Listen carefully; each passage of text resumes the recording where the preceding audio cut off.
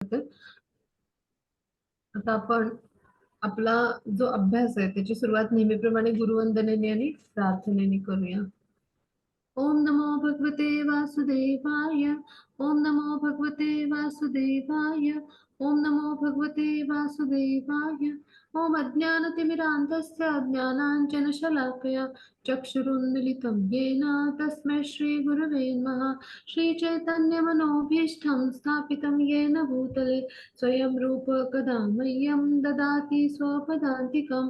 वन्देऽहं श्रीगुरो श्रीयुतपदकमलं श्रीगुरुन् वैष्णवांच श्रीरूपं साग्रजातं सहगण रघुनाथान्वितं तं सजीवं साद्वैतं सावधूतं परिजनसहितं कृष्णचैतन्यदेवं श्रीराधा कृष्णपादान् सहगण ललिता श्रीविशाखान्वितांश्च हे कृष्ण करुणा सिंधो दीनबंधो जगत्पते गोपेश गोपिका कांत राधा कांत नमस्तुते तप्त कांचन गौरांगी राधे वृंदावनेश्वरी वृषभानुसुते देवी प्रणमामि हरिप्रिये वाञ्छाकल्पतरुभ्यश्च कृपा सिन्धुभ्य एव च पतितानां पावनेभ्यो वैष्णवेभ्यो नमो नमः.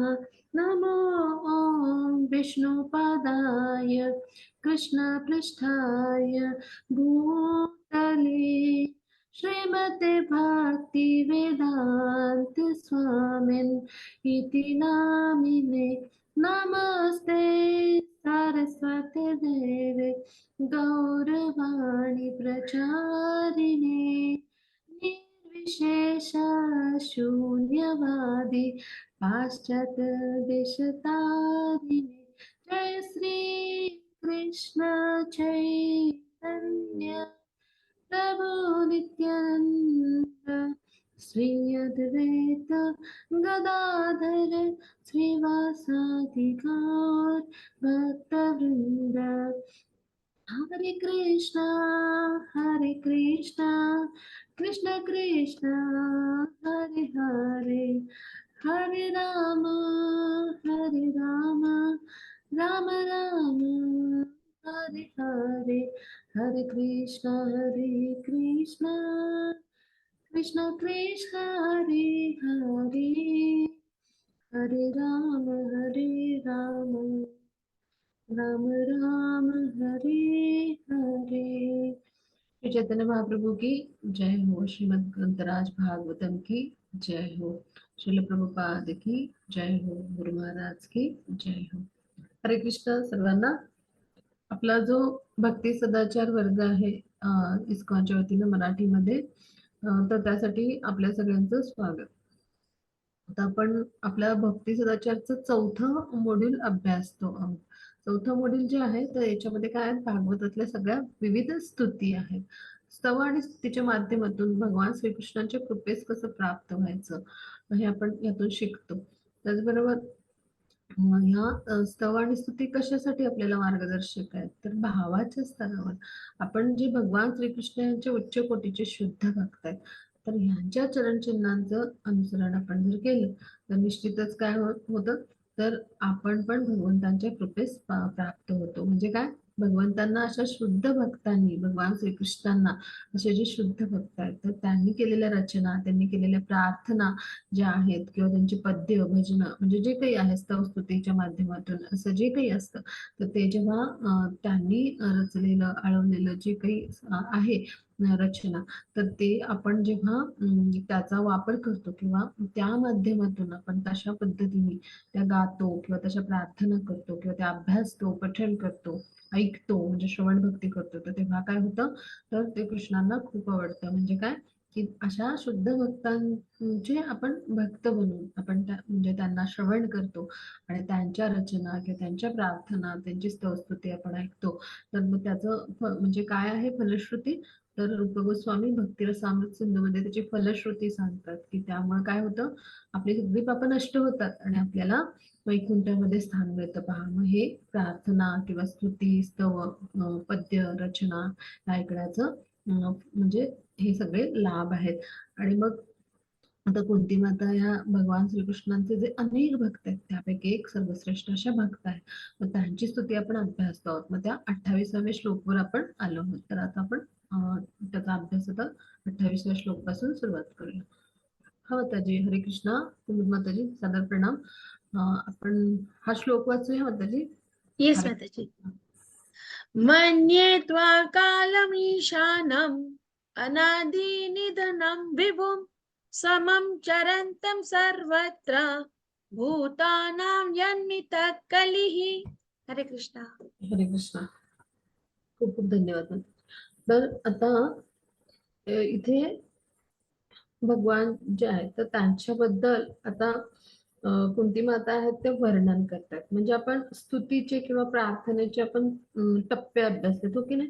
पहिल्यांदा काय करायचं, गुणगान करतात भक्त जे असतात ते भगवंतांचं महिमा मंडन म्हणतो आपण किंवा गुणगान करतात.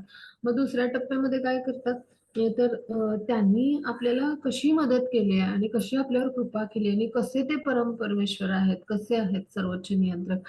आणि मग तिसऱ्या टप्प्यावर काय की मग माझ्यासारखा पतित जीव आहे, मी किती चुका करतोय आणि त्रुटी करतोय आणि तरी देखील भगवान श्रीकृष्णाने मला कसा वेळोवेळी माझा सांभाळ केलाय, तर हे व्यक्त करतो भक्त एखादा. आणि मग चौथ्या टप्प्यावर तो येतो आणि तळमळीच्या त्यांना प्रार्थना करतो, त्यांचं मागणं मागतो. म्हणजे जे काही आध्यात्मिक स्तरावरचं मागणं मागतो बरं का, भौतिक स्तरावरचं नाही. मला मोठी गाडी हवी, मग मोठा बंगला हवा, मग आहे त्यापेक्षा जरा म्हणजे मोठं घर जर असलं तर बरं होईल, असलं काही मागत नाही भक्त कधी. हा, हे सगळ्यांनी लक्षात घेऊया. तर आध्यात्मिक स्तरावर आध्यात्मिक उन्नतीला किंवा भक्ती मार्गावर उन्नतीसाठी जे आवश्यक त्याला जे काही वाटतं ती तळमळीची तो प्रार्थना करत असतो किंवा सेवा मागतो भक्त जो असतो तो शुद्ध भक्त. अशा पद्धतीनं म्हणजे 5 टप्प्यामध्ये. आणि मग शेवटी भगवान श्रीकृष्णाकडे तो कृतज्ञता व्यक्त करतो. कृतज्ञतायुक्त भगवान जे आहेत तर त्यांच्या चरणी तो प्रणाम व्यक्त करतो, त्यांच्या चरणी साष्टांग नमन करतो. तर असे 5 टप्पे असतात साधारणतः ढोबळ मानाने. तर आता कुंती माता काय करतात, तर भगवान जे आहेत तर त्यांनी आपल्याला कशी मदत केली आणि आपल्या संकटामध्ये कसं प्रत्येक वेळी भगवान श्रीकृष्ण यांनी आपल्याला संरक्षण दिलं, तर हे त्यांनी वर्णन केलंय. आणि त्याचबरोबर आता भगवान श्रीकृष्णांचं ते महिमा मंडन पण सोबत करतात. म्हणजे भगवान कसे वेगवेगळ्या स्वरूपात त्यांना भेटले किंवा भगवान श्रीकृष्णाची वेगवेगळी रूप कशी आहेत. म्हणजे भाचा म्हणून त्यांचा आहे, मग सखा अर्जुनांचा म्हणून आहे, मग पांडवांचं रक्षण कसं त्यांनी केलं, कसं उपदेश केले, मार्गदर्शन, हे आतापर्यंत आपण अभ्यासलं आतापर्यंतच्या श्लोकामध्ये. मग आता म्हणजे भगवान जे आहेत तर त्यांच्याविषयी आता कुंती माता जे आहेत तर ते कसं वर्णन करतात या श्लोकामध्ये, तर भगवान कसे परम नियंत्रक आहेत किंवा आदी अंतरहित असे भगवान जे आहेत तर ते कसे आहेत. आणि असे जे आपले प्रभू आहेत तर ते म्हणजे शाश्वत काळ कसे आहेत, तर हे या श्लोकातून कुंती माता सांगतात. म्हणजे पहा, मन्ये त्वा कालम ईशान, म्हणजे काय की मी समजते की तुम्ही शाश्वत काळ आहात, म्हणजे शाश्वत काळ असे असणारे आमचे ईशान म्हणजे भगवान आहात असे. आणि मग भगवान म्हणजे काय, षडैश्वर्याने युक्त असलेले असे जे आहेत ते. मग तेच म्हणजे काय आहे, तर काळाचं रूप आहे.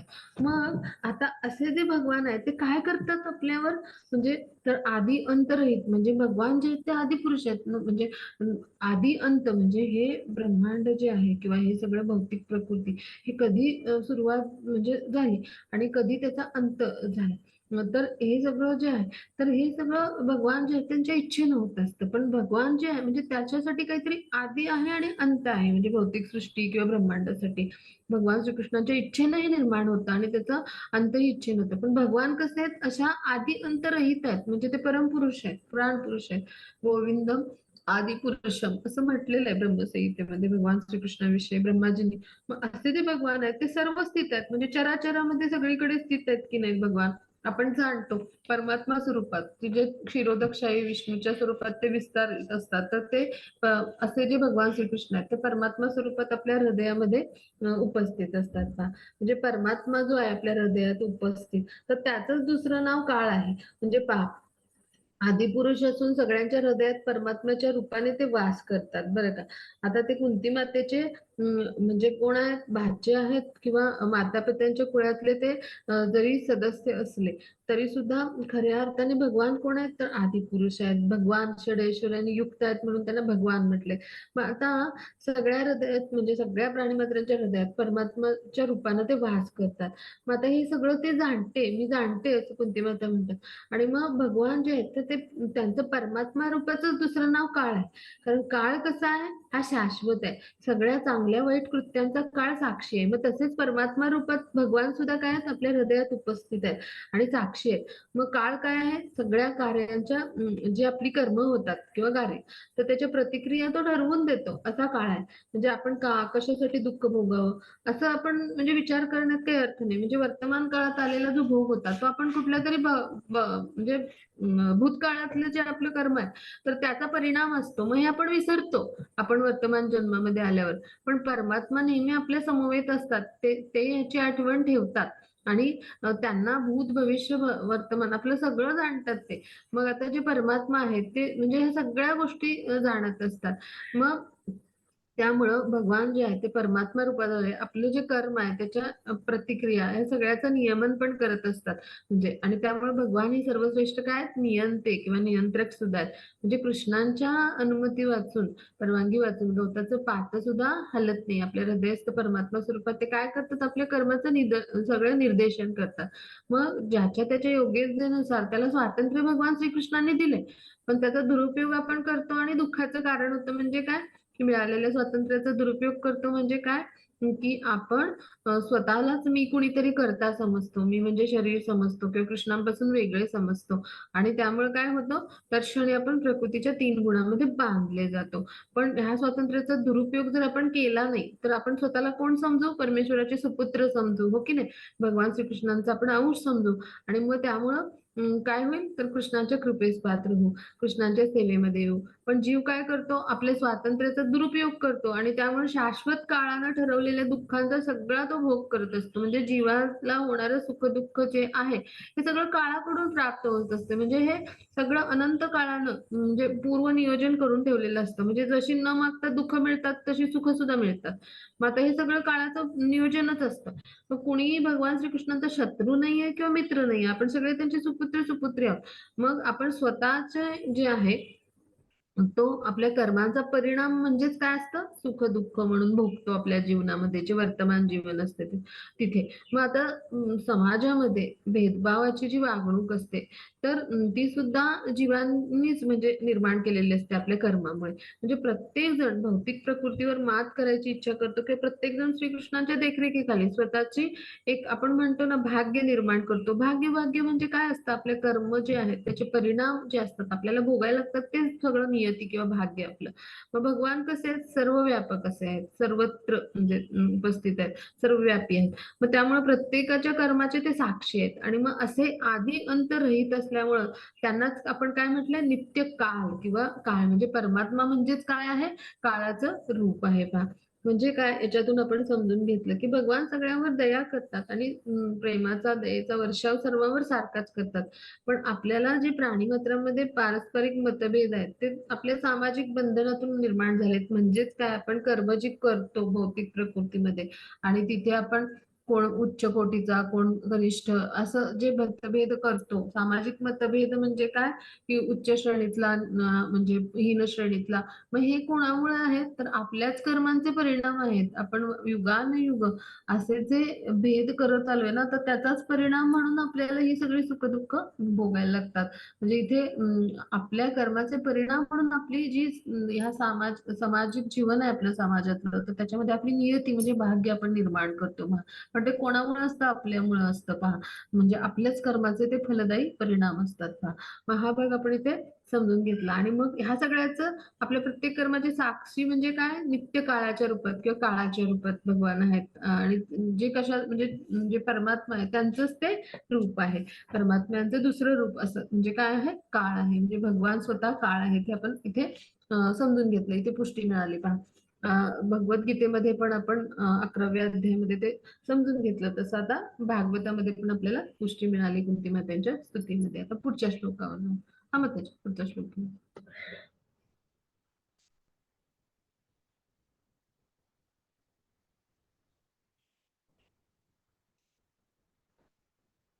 न वेद कश्चित् भगवान् चिकीर्षितम् तवेहमानस्य नृणां विडम्बनम् न यस्य कश्चिदयोस्ति कैर्हिचित् द्वेषश्च यस्मिन् विषमामतिर्नृणाम्.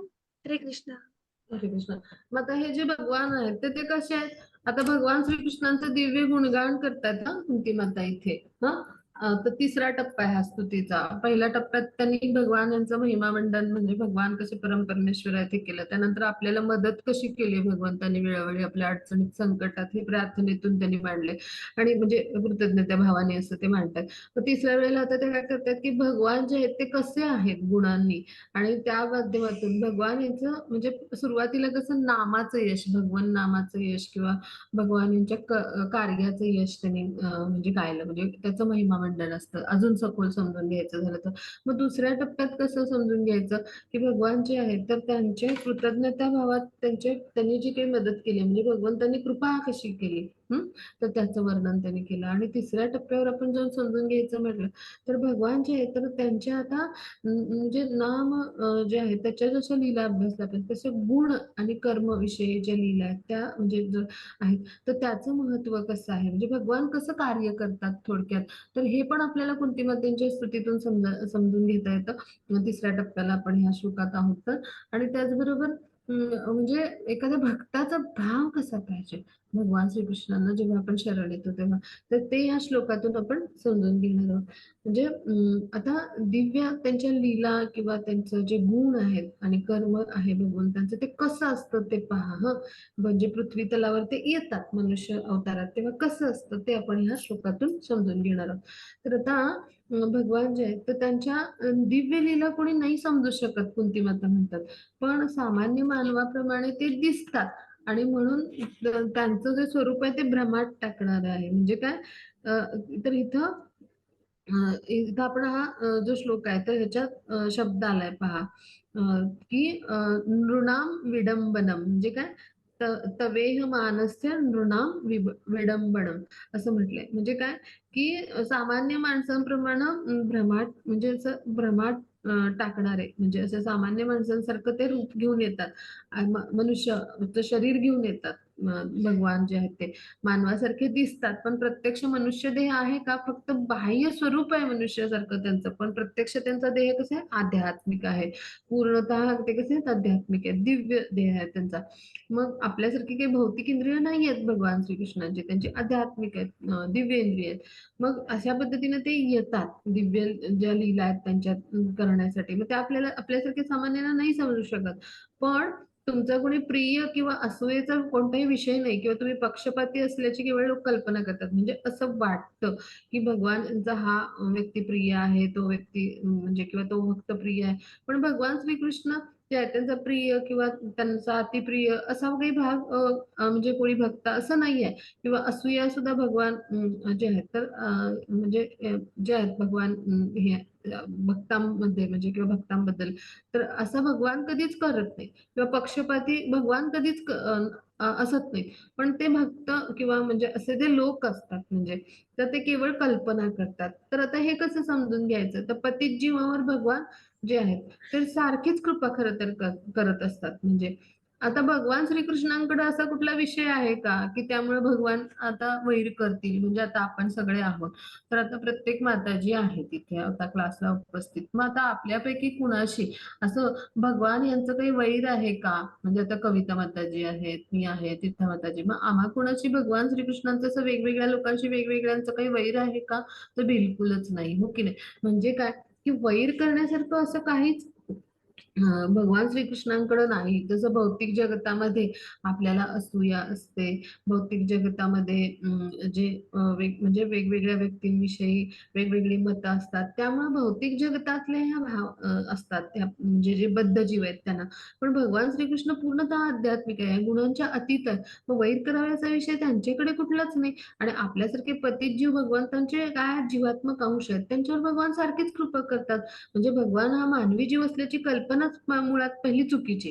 म्हणजे माणसाचं शरीर घेतात ते फक्त. हां, म्हणून त्यांना म्हणजे ते म्हणजे त्यांना मानुषी शरीर घेतलेले, मानुषी म्हणजे हा शब्द थोडा संस्कृतमध्ये येतो. म्हणजेच काय माणसाचं शरीर घेतलेले असते जे आहेत भगवान. तर त्यांना म्हणजे जे आहेत, तर त्यांना म्हणजे छद्म मानुषी असं म्हटलं. पुढे याच्यामध्ये उल्लेख येतो भागवतामध्येच त्याचा बुद्ध अवताराचा जिथं आपण भाग अभ्यासतो तिथं. म्हणजे काय की भगवान जे आहेत ते म्हणजे खोटं-खोटं माणसाचं शरीर म्हणतो ना आपण, म्हणजे दिसतं ते माणसासारखं शरीर. पण माणसासारखं शरीर नाहीये प्रत्यक्षतः भगवंतांचं. म्हणजे भगवान काही मानवी जीव नाहीयेत, ही कल्पनाच चुकीची आहे. ते लीला करण्यासारखे अगदी माणसासारखे तसं वाटावं अशा ते शरीर घेऊन येतात. पण त्यांचं शरीर कसं आहे? दिव्य आहे. म्हणजे भौतिक अशुद्धीचा तिथे गंध पण नाहीये. म्हणजे त्यामुळं असे जे भगवान आहेत, की जे पूर्णतः आध्यात्मिक आहे. मग ते असे भगवान आपल्या शुद्ध भक्तांविषयी पक्षपात करतात, असं जर कुणी म्हटलं, तर हा समज जो आहे तो व्यर्थ आणि चुकीचा ठरेल, हो की नाही? म्हणजे पहा उदाहरण घेऊया. सूर्यप्रकाश जो आहे तो समोर असला, तर अंध मनुष्य सूर्यप्रकाशाला पाहू नाही शकत. हं. मग आता सूर्यप्रकाश जो आहे, तर हा जो आहे, तर त्याला अंध मनुष्य जो आहे तो पाहू नाही शकत. पण सूर्यकिरणं सर्वांसाठी सारखीच आहे. सूर्यप्रकाश सगळीकडे सारख्याच प्रमाणात वाटला जातो. सूर्यकिरण सगळीकडे सारखेच पसरतात. म्हणजे मग असं जर समजलं कुणी, की प्रकाश वाटण्यात पक्षपात करतोय, तर हे चुकीचं आहे. म्हणजे मूर्खपणा ठरेल, हो की नाही? म्हणजेच काय, विशेष कृपा लाभासाठी भगवान श्रीकृष्णांची तोंड भरून कुणी म्हणजे स्तुती केली. अ, म्हणजे अशी स्तुतीसुमनं गायली, तर ती खरी भक्ती आहे. म्हणजे म्हणजे खरं पाहता काय की भगवान श्रीकृष्णांच्या दिव्य प्रेमामध्ये जे संलग्न झालेले भक्त असतात, ते काय व्यापारी आहेत का? तर बिलकुल नाही. ते शुद्ध भक्त कसे असतात? भगवंतांचे सतत म्हणजे भक्तिमय सेवेमध्ये रममाण असतात. मग त्यांच्या तोंडून तोंड भरून स्तुतीच येणार. मग हीच तर भक्ती आहे, हो की नाही? मग आता जे आर्त आहेत, अर्थार्थी आहेत, जिज्ञासू आहेत, मग हे काय करतात? त्यांच्या इच्छेपुरता म्हणजे त्यांचा जो स्वार्थ असतो तेवढ्यापुरता संबंध ठेवतात भगवान श्रीकृष्णाशी. त्यांचं काम झालं, की त्यांचा भगवान श्रीकृष्णाशी काही संबंध नसतो. म्हणजे अशा पद्धतीचे ते असतात. म्हणजे आपला स्वार्थ जेवढा असतो तितकंच ते भगवान श्रीकृष्णांच्या संपर्कात राहतात. मग असे जे भक्त असतात, तर ते भगवान श्रीकृष्णांविषयी म्हणजे निष्काळजीपणा करतात. मग भगवान श्रीकृष्णांची कृपा त्यांच्यासाठी पण मोकळीच आहे, म्हणजे खुली आहे. म्हणजे आणि शुद्ध भक्तांसाठी. मग आता जे शुद्ध भक्त असतात ते कसे असतात? तर शुद्ध भक्त असतात ते पूर्णपणे म्हणजे कसे असतात? वेगळे असतात. म्हणजे काय? की शुद्ध भक्त आणि मिश्र भक्त यातला हा फरक आहे, की जे अर्थार्थी, जिज्ञासू, ज्ञानी हे विशिष्ट हेतूने भगवान श्रीकृष्णांशी काय असतात? जोडलेले असतात आणि विशिष्ट हेतूने त्यांची उपासना करतात, आराधना करतात. त्यांचा हेतू पूर्ण झाला, की त्यांना भगवान श्रीकृष्णाविषयी फारसं काही म्हणजे त्यांना त्यांच्याविषयी प्रेमही नसतं आणि निष्काळजीपणा पण करतात ते. मग भगवान श्रीकृष्णांची त्यांच्यावर पण कृपा करताना भगवान एकसारखेच करतात आणि शुद्ध भक्तांवर पण. म्हणजे काय, की जे पूर्ण भगवत भक्तीच्या आता विरुद्ध आहेत. आता ह्याच्या पुढचा टप्पा घेऊ, की जे अंधकारातच आहेत म्हटलं जातं. म्हणजे जिथं भगवत भक्तीच नाही, तिथं प्रकृतीच्या 3 गुणांमध्ये आपण बांधलेले आहोत, तर तिथं अंधकार हा असणारच. मग आवश्यक त्या ठिकाणी म्हणजे त्यावेळेला जे भगवान श्रीकृष्णांची अशी कृपा याचना करतात, त्यांना शरण जातात, त्यांना कृपा मिळते. पण ती कशी मिळते? अंशतः मिळते.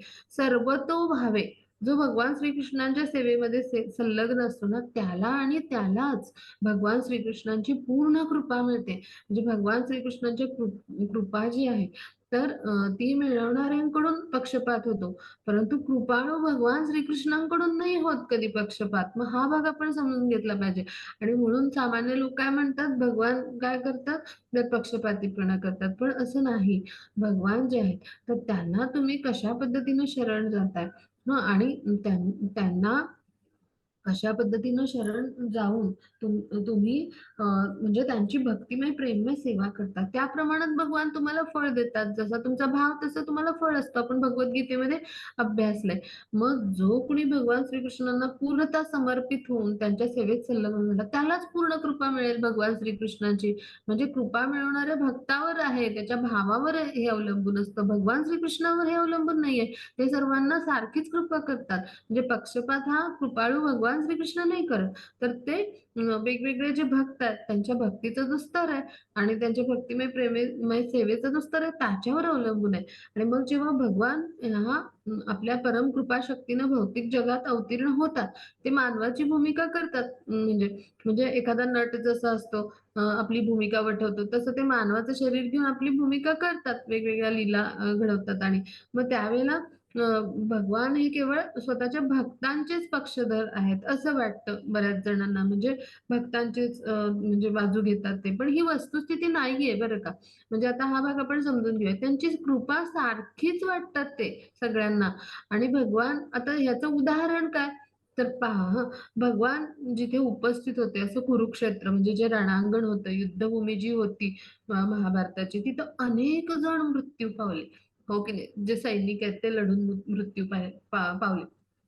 मग आता त्यांच्या अंगी कुठलीच पात्रता नव्हती भक्ती बद्दलची, म्हणजे जी असणं आवश्यक आहे भक्ती म्हणजे भक्ती मार्गावरची. मग तरी देखील त्यांना मुक्ती मिळाली. म्हणजे काय, की भगवान जे आहेत त्यांच्या उपस्थितीत मृत्यू जर झाला एखाद्याचा, एखादा जो जीवात्मा आहे तर त्याचं शरीर मृत पावलं, तर तो सगळ्या पापकर्मांपासून शुद्ध होतो आणि त्याला दिव्य धामात स्थान मिळतं. मग कुणीतरी म्हणजे असं कोणत्यातरी प्रकारे कोणीतरी उघड्या सूर्यप्रकाशात जाईल तर त्याला हवी तितकी मुबलक उष्णता, प्रकाश सगळं मिळेल, हो की नाही? म्हणजे भगवान काही पक्षपाती नाहीत. पक्षपाती भगवान श्रीकृष्णांना मानणं हे चुकीचं आहे किंवा हा समज चुकीचा आहे. मग अशी लोक केवळ कल्पना करतात तुम्ही पक्षपाती आहात, असं कुंती माता म्हणते. म्हणजे भगवान श्रीकृष्ण कधीच पक्षपाती नसतात. उलट ते सर्वांना कृपा सारखीच वाटतात आणि सर्वांवर सारखीच कृपा करतात. अन्यथा जे कुरुक्षेत्रामध्ये इतके सगळे जे लोक होते, रोज भगवान श्रीकृष्णांना अर्जुनाकडे तर पाठच होती. म्हणजे असं जर कोणी म्हणावं, की अर्जुनावर विशेष कृपा, तर अर्जुनाकडे भगवान श्रीकृष्णांची पाठच होती. पण सगळ्यांचं जे म्हणजे सगळ्यांकडे भगवान श्रीकृष्णांचं श्रीमुख होतं आणि सगळे सैनिक, सगळे भीष्म पितामह सगळे श्रीकृष्णांना पाहत होते पहा. म्हणजे काय, की तिथले जे कोणी लढणारे होते, त्या सगळ्यांना मोक्षाची प्राप्ती केवळ भगवान तिथे उपस्थित आहेत म्हटल्यावर भगवान जिथे आहे तिथे सगळं कसं आहे, शुद्ध आहे तिथं. परम पवित्र, परम धाम असं कोण आहे? तर भगवान आहे. मग असे जे भगवान जिथे आहेत तिथं असलेले जे काही जीवात्मा आहेत त्यांच्या म्हणजे त्यांचे जे काही ते पापकर्म सुद्धा नष्ट होऊन गेले का? तर भगवान जिथे उपस्थित असतात तिथं कसं सगळं असतं, परम शुद्ध, परम पवित्रच पंत भगवान जिथे आहेत.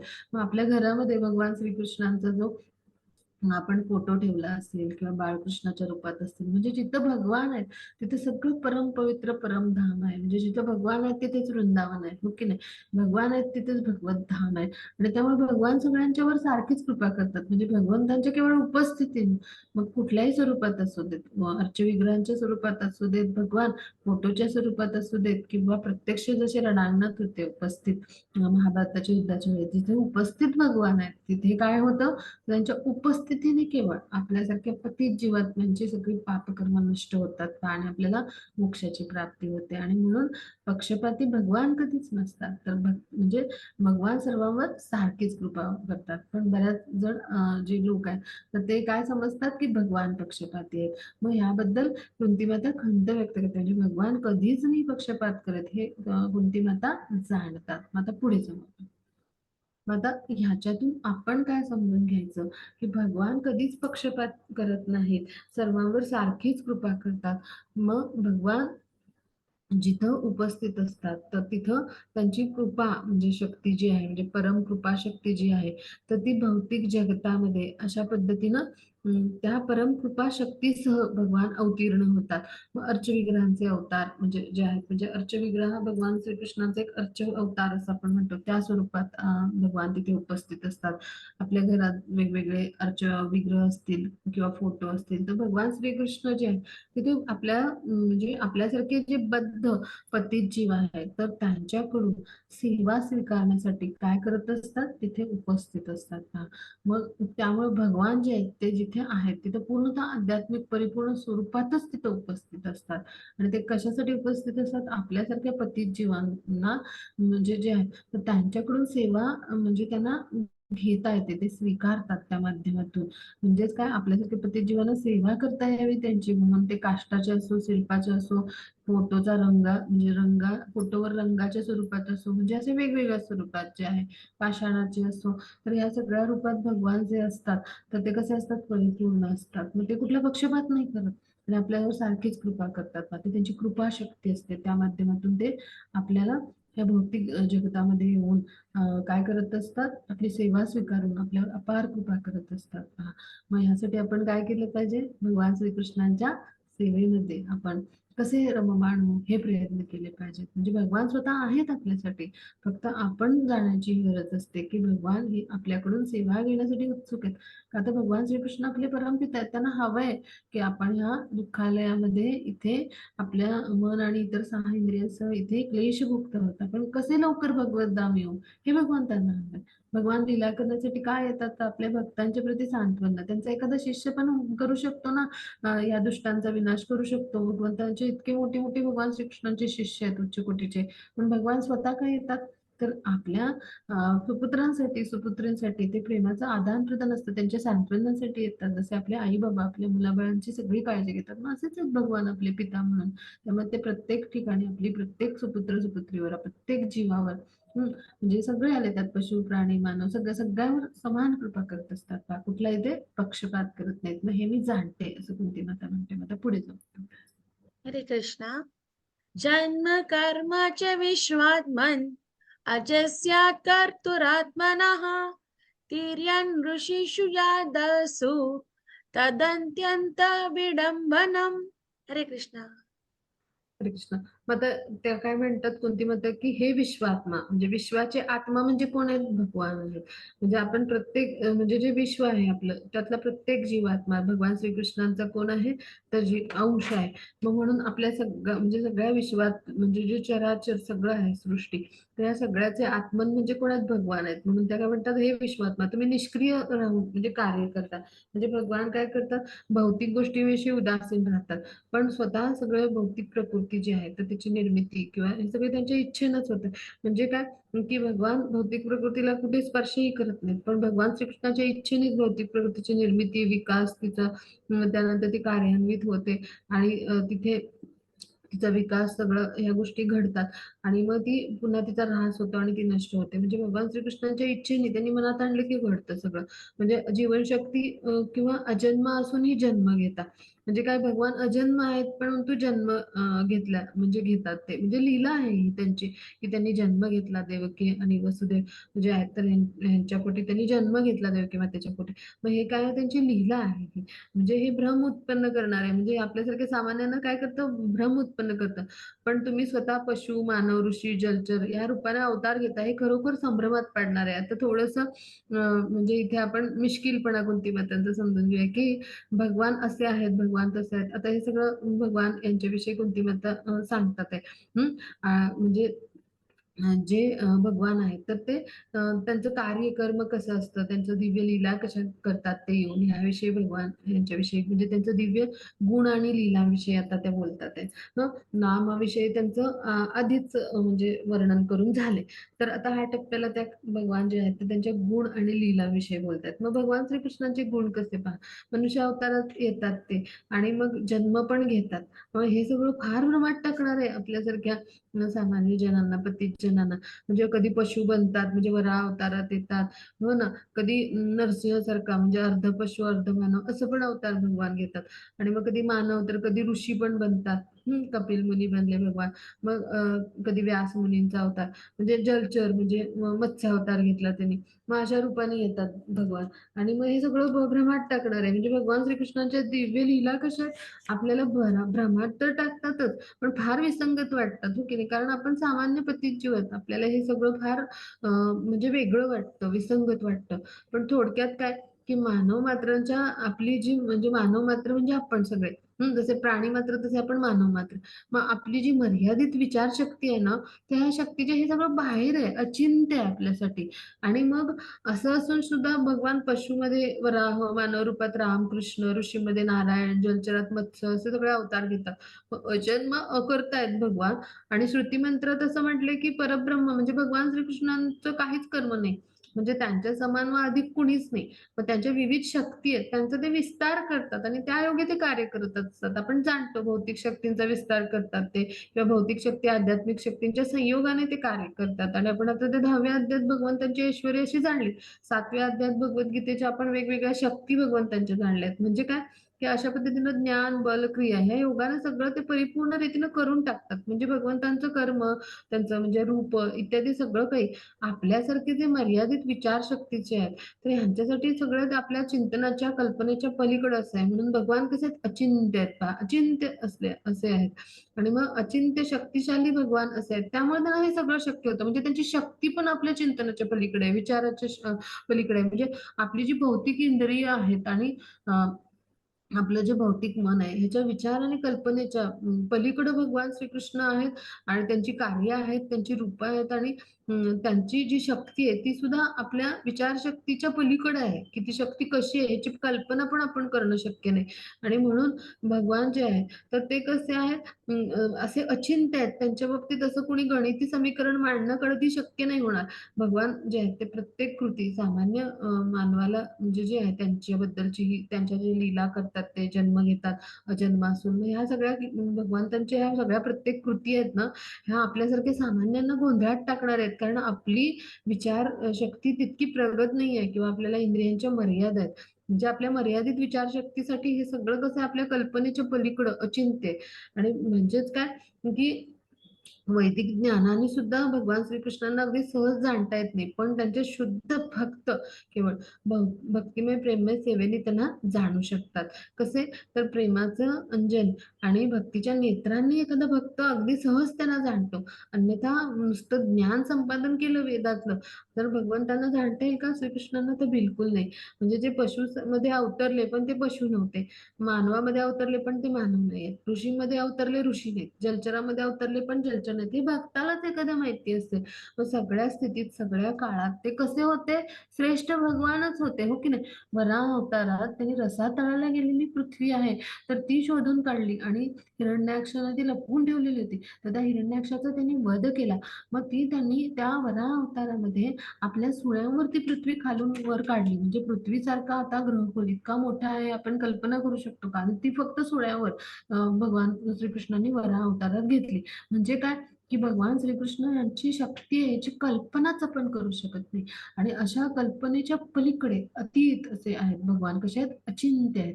आणि म्हणून त्या प्रत्येक रूपात जरी ते मत्स्य म्हणून आले तरी त्यांनी काय केलं, मत्स्य अवतारामध्ये त्यांनी जे आहे तर मत्स्य अवतारामध्ये त्यांनी प्रलयाच्या वेळेला काय केलं, तर म्हणजे म्हणजे सप्तर्षी आहेत आणि या सगळ्यांना म्हणजे सप्तर्षी आणि यांना वाहून नेणारी जी नौका होती, तर त्यावेळेला त्यांनी काय केलं, वासुकी नागाची दोर केली. आणि सप्तर्षी आणि सगळे बीज घेऊन सगळे बसलेले होते, असे सगळे महत्वाचे मनु जे होते, तर त्या सगळ्यांना त्यांनी काय केलं, तर त्यांनी म्हणजे पोहून पार केलं तो प्रलय. तर अशा आणि सुरक्षित ठिकाणी घेऊन ठेवलं. म्हणजे काय, भगवान श्रीकृष्णांची जी कार्य आहेत ना वेगवेगळ्या रूपात, जरी त्यांनी मत्स्याचा अवतार घेतला, वराहाचा घेतला, मनुष्याचा घेतला, रामकृष्ण म्हणून, तर ही इतकी म्हणजे अशी शक्तिशाली कार्य आहेत की त्यांच्या शक्तीचं मोजमाप कुठल्या गणिताने आपल्याला करता नाही येणार, गणिती समीकरण मांडून. हा, आणि त्यामुळं ही जी शक्तिशाली कृती आहेत, किंवा त्यांची शक्ती आहे, किंवा त्यांची कर्म आहेत, त्यांची रूप आहेत, की कुठल्याही रूपात आले तरी ते भगवान म्हणूनच सर्वश्रेष्ठत्व आपलं सिद्ध करत असतात. मग हे कुंती माता जाणतात. आणि त्यांच्या शक्ती अशा कशा आहेत, आपल्या कल्पनेच्या पलीकडं, विचारशक्तीच्या पलीकडे आहेत. आणि म्हणून भगवान कसे आहेत, अचिंत्य आहेत. आणि ते कुठल्याही रूपात आले तरी कसे आहेत, सर्वश्रेष्ठ भगवान आहेत. मग हे आता कुंती मातांनी इथे सांगितलं पहा. म्हणजे इथे आपल्याला दुसरी खात्री झाली की भगवान पक्षपात करत नाहीत. म्हणजे भगवान श्रीकृष्णाचे गुण, मग भगवान श्रीकृष्ण कसे आहेत, सगळ्या ऐश्वर्याने युक्त आहेत. मग त्यांच्या शक्ती कशा आहेत, अचिंत्य आहेत. आणि मग भगवान श्रीकृष्ण आहेत ते कुठल्याही रूपात आले कर्म करण्यासाठी इथे, तर त्यांची कर्म पण कशी आहेत, अशी शक्तिशाली आहेत, अचिंत्य आहेत, आपल्या विचारशक्तीच्या पलीकडे. आणि त्याचबरोबर ते कुठल्याही रूपात आले तर भगवान हे स्वतः सर्वश्रेष्ठ असे भगवान आहेत. असंच कर्म त्यांचं असतं पहा. मग हे पुढचे गुण आपण भगवान श्रीकृष्णांचे अभ्यासले. आता आपण पुढे जाऊ. हा, होते पुढचा श्लोक आहे.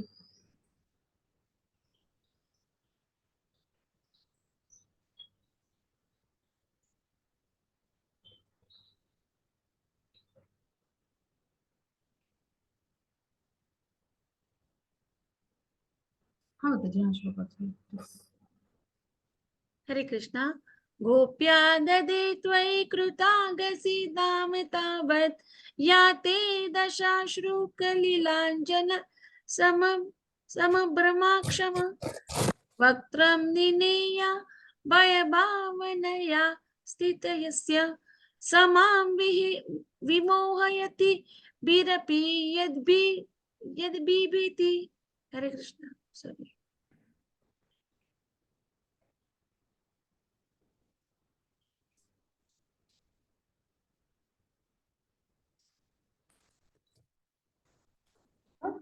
तर आता ह्याचा अर्थ आपण समजून घेऊया. हा श्लोक खूप सुंदर आहे आणि आपण जे दामोदर लीला अभ्यासतो तर त्याचं वर्णन ह्याच्यात आहे. तर सर्वांना दामोदर लीला माहितीच आहे. तर त्याचं आता त्याच्या बद्दल कुंती मातांचे काय विचार आहेत तर ते आपण समजून घेणार आहोत. तर आता जेव्हा कृष्ण जे आहेत तर त्यांच्याबद्दल कुंती माता म्हणतात की तुम्ही दह्याचा माठ फोडायचा अपराध केला बरं का. म्हणजे यशोदा मातेने काय केलं, दह्याचा माठ त्यांनी फोडला आणि त्यावेळेला काय केलं, तो दह्याचा माठ का फोडला होता तर कुंती माता ज्या आहेत तर त्यांनी इथपासून वर्णन केलं. थोडस आपण दामोदरीला समजून घेऊ म्हणजे ज्यांना माहिती नाही त्यांना. तर हरे कृष्ण माताजी. दामोदर लीला म्हणजे उकळाला बांधतात तेच काय? हा हा हा हा तीच तीच. हा मी सांगते पार्श्वभूमी सांगते की श्रीकृष्ण आपल्या पलंगावरून उठले सकाळी. मग त्यांना म्हणजे त्यावेळेला काय पाहिलं त्यांनी की त्या यशोदा मैया आहेत तर त्या काय करत होत्या, तर त्यांनी त्या दूध त्या जे दही लोणी ते घुसळत होत्या आणि त्या तिकडे त्यांच्या चुलीवरती दूध जे आहे तर ते तापत होतं. म्हणजे त्यावेळेला सगळ्या दासीदासींना त्यांनी सुट्टी दिली होती आणि साधारण असा तो दिवाळीच्या आसपासचा काळ असावा. आणि मग काय झालं, कृष्ण तिथून उठून आले पलंगावरून आणि मग आपल्या आईकडे आले. आता आईकडे एखादं बाळ कसं येतं आणि मग हट्ट धरतं ना की त्याला आता दूध हवंय. मग त्याप्रमाणे त्यांनी हट्ट केला असं आईकडे म्हटल्यावरती त्यांनी काय केलं, त्याला स्तनपान करायला सुरुवात केली कृष्णांना. पण काय झालं, त्यावेळेस चुलीवरचं दूध आहे तर ते उतू गेलं. मग यशोदा मैयांनी काय केलं, पटकन आपलं बाळ बाजूला केलं आणि त्या तिथे गेले. म्हणजे ते जे आहे भांड ते उतरवायला. मग कृष्णांना राग आला आणि त्यांनी रागारागाने काय केलं, म्हणजे मला पटकन बाजूला करून यशोदा मैया गेल्या. ह्याचं एक बाळ म्हणून बाल सुद्धा भावना कशी, तर राग आला त्यांना खूप. आणि मग त्यांनी काय केलं, तिथे जिथे दही दूध सगळं साठवून असं ठेवलेलं असतं म्हणजे तर तसं ते जी खोली असते म्हणजे तर तसं तिथं लोणी मडक्यामध्ये बांधून असं ठेवलेलं होतं. संचय करून जिथे होता म्हणजे असा ठेवलेला तिथे ते गेले. आणि मग त्यांनी काय केलं, तो जो मटका आहे म्हणजे दह्याचा माठ आहे तो म्हणजे फोडला. आणि त्यातलं म्हणजे जे काही लोणी दह्याचे माठ होतं असं तर तो तो फोडला. आणि मग ते जे दही आहे तर ते काय केलं त्यांनी, मग ती खिडकी होती शेजारी तर तिथून त्या वृक्षावर ते तिथल्या माकडं बसलेली होती मग त्यांना बोलवलं म्हणजे असं. मग अशा पद्धतीने ती लीला केली आणि मग ते सगळे म्हणजे असे खात होते. आणि मग ज्या वेळेला यशोदा मैया आल्या तर हे काय केलंय असं म्हणून आल्या त्यावेळेला मग ते म्हणजे काय सांगू लागले, यशोदा मैयांनी प्रश्न विचारला की हे कोणी केलं का केलं, म्हणजे अशी सखोल लीला आहे ती, थोडक्यात सांगेन तर तर मग ही माकडं सगळे ते दही आहे ती पळवत होते ना, मग मी त्यांना म्हणजे थांबवण्यासाठी इकडं गेलो होतो असं सांगतात ते मैयाला. अशी छान लीला आहे. तर मग यशोदा मैयांना हे लक्षात येतं की हा हा सगळा आता पराक्रम आहे तो कृष्णांनी केलेला आहे. आणि मग त्या त्यांच्या पाठी लागतात. त्यांना दोराने बांधण्यासाठी दोर घेतात आणि काठी हातात घेऊन पाठी लागतात. असं चित्र पण पाहिलं असेल पहा आपण. म्हणजे काय की ही जी लीला आहे तर इथे पहा म्हणजे जेव्हा कृष्ण आहेत त्यांनी असा दह्याचा माठ फोडण्याचा अपराध केला मातेच्या प्रती, हो की नाही. आता माता आणि पुत्र आपण हे नातं समजून घ्या. मग आता माता काय होईल, क्रोधित होईल, कुठलीही माता असेल, हो की नाही. मग आता यशोदा मैयांनी काय केलं, तर त्यांना बांधण्यासाठी दोर घेतली एक घरातली आणि भीतीने विचलित म्हणजे झाले मग ते कृष्ण जे आहेत आणि त्यांचे जे डोळे आहेत म्हणजे तर ते असे पाण्याने डबडबले आणि मग त्यामुळे काय झालं, की त्यांचं जे सगळं अश्रू जे असे व्हायला लागले त्यांच्या डोळ्यातून, त्यामुळे काय झालं, त्यांचं जे काजळ आहे सगळं लावलेलं डोळ्याला, आता ते बाल स्वरूप आहेत, ते सगळं असं वाहिलं, असं गालावर उघळून व्हायला. आपण कल्पना करा असं, कृष्णांचं असं काजळ व्हायलं. म्हणजे काय, की भयाला पण ज्याची भीती वाटते असे कोण आहेत, आपले साक्षात भगवान श्रीकृष्ण आहेत पहा. आणि मग त्या म्हणजे ते असे त्यांच्या समोर असं उभे होते, म्हणजे भयभीत होऊन अधोमुखाने असे उभे होते, की ही तुमची जी स्थिती आहे ही मला संभ्रमात टाकते, असं म्हणतात. किती सुंदर स्थिती आहे पहा, की ज्यांना साक्षात भय घाबरते असे जे आहेत म्हणजे त्रिलोकाचे स्वामी, ते यशोदा मैयाच्या दोरीने बांधले जातात पहा. आणि यशोदा मैयाच्या भयाने ते रडू लागतात, डोळे त्यांचे पाण्याने डबडबतात आणि त्यातनं ते काजळ लावलेलं सगळं वाहतं. किती सुंदर लीला आहे पहा. मग अशी सुंदर लीला करणारे भगवान आहेत मनुष्य रूपात येऊन. मग तुमच्या म्हणजे तुमचं असं स्वरूप पाहून मला संभ्रम होतो, असं म्हणतात कुंती माता. म्हणजे किती सुंदर ती लीला आहे पहा. म्हणजे त्याचं वर्णन खूप छान आहे, दामोदर जननी नावाचं पुस्तक. म्हणजे भगवान जे आहेत तर त्यांच्या ज्या आध्यात्मिक जगतामध्ये ह्या लीला किती सुंदर असतात. म्हणजे तर त्याचं वर्णन त्याच्यात आहे. म्हणजे की जेव्हा स्तनपान करत होत्या माता यशोदा, तेव्हा त्या चुलीवरच्या दुधाला वाटलं, की माझ्या जीव म्हणजे माझं म्हणजे चुलीवरचं दूध सुद्धा श्रीकृष्णांसाठी अनेक गायी होत्या.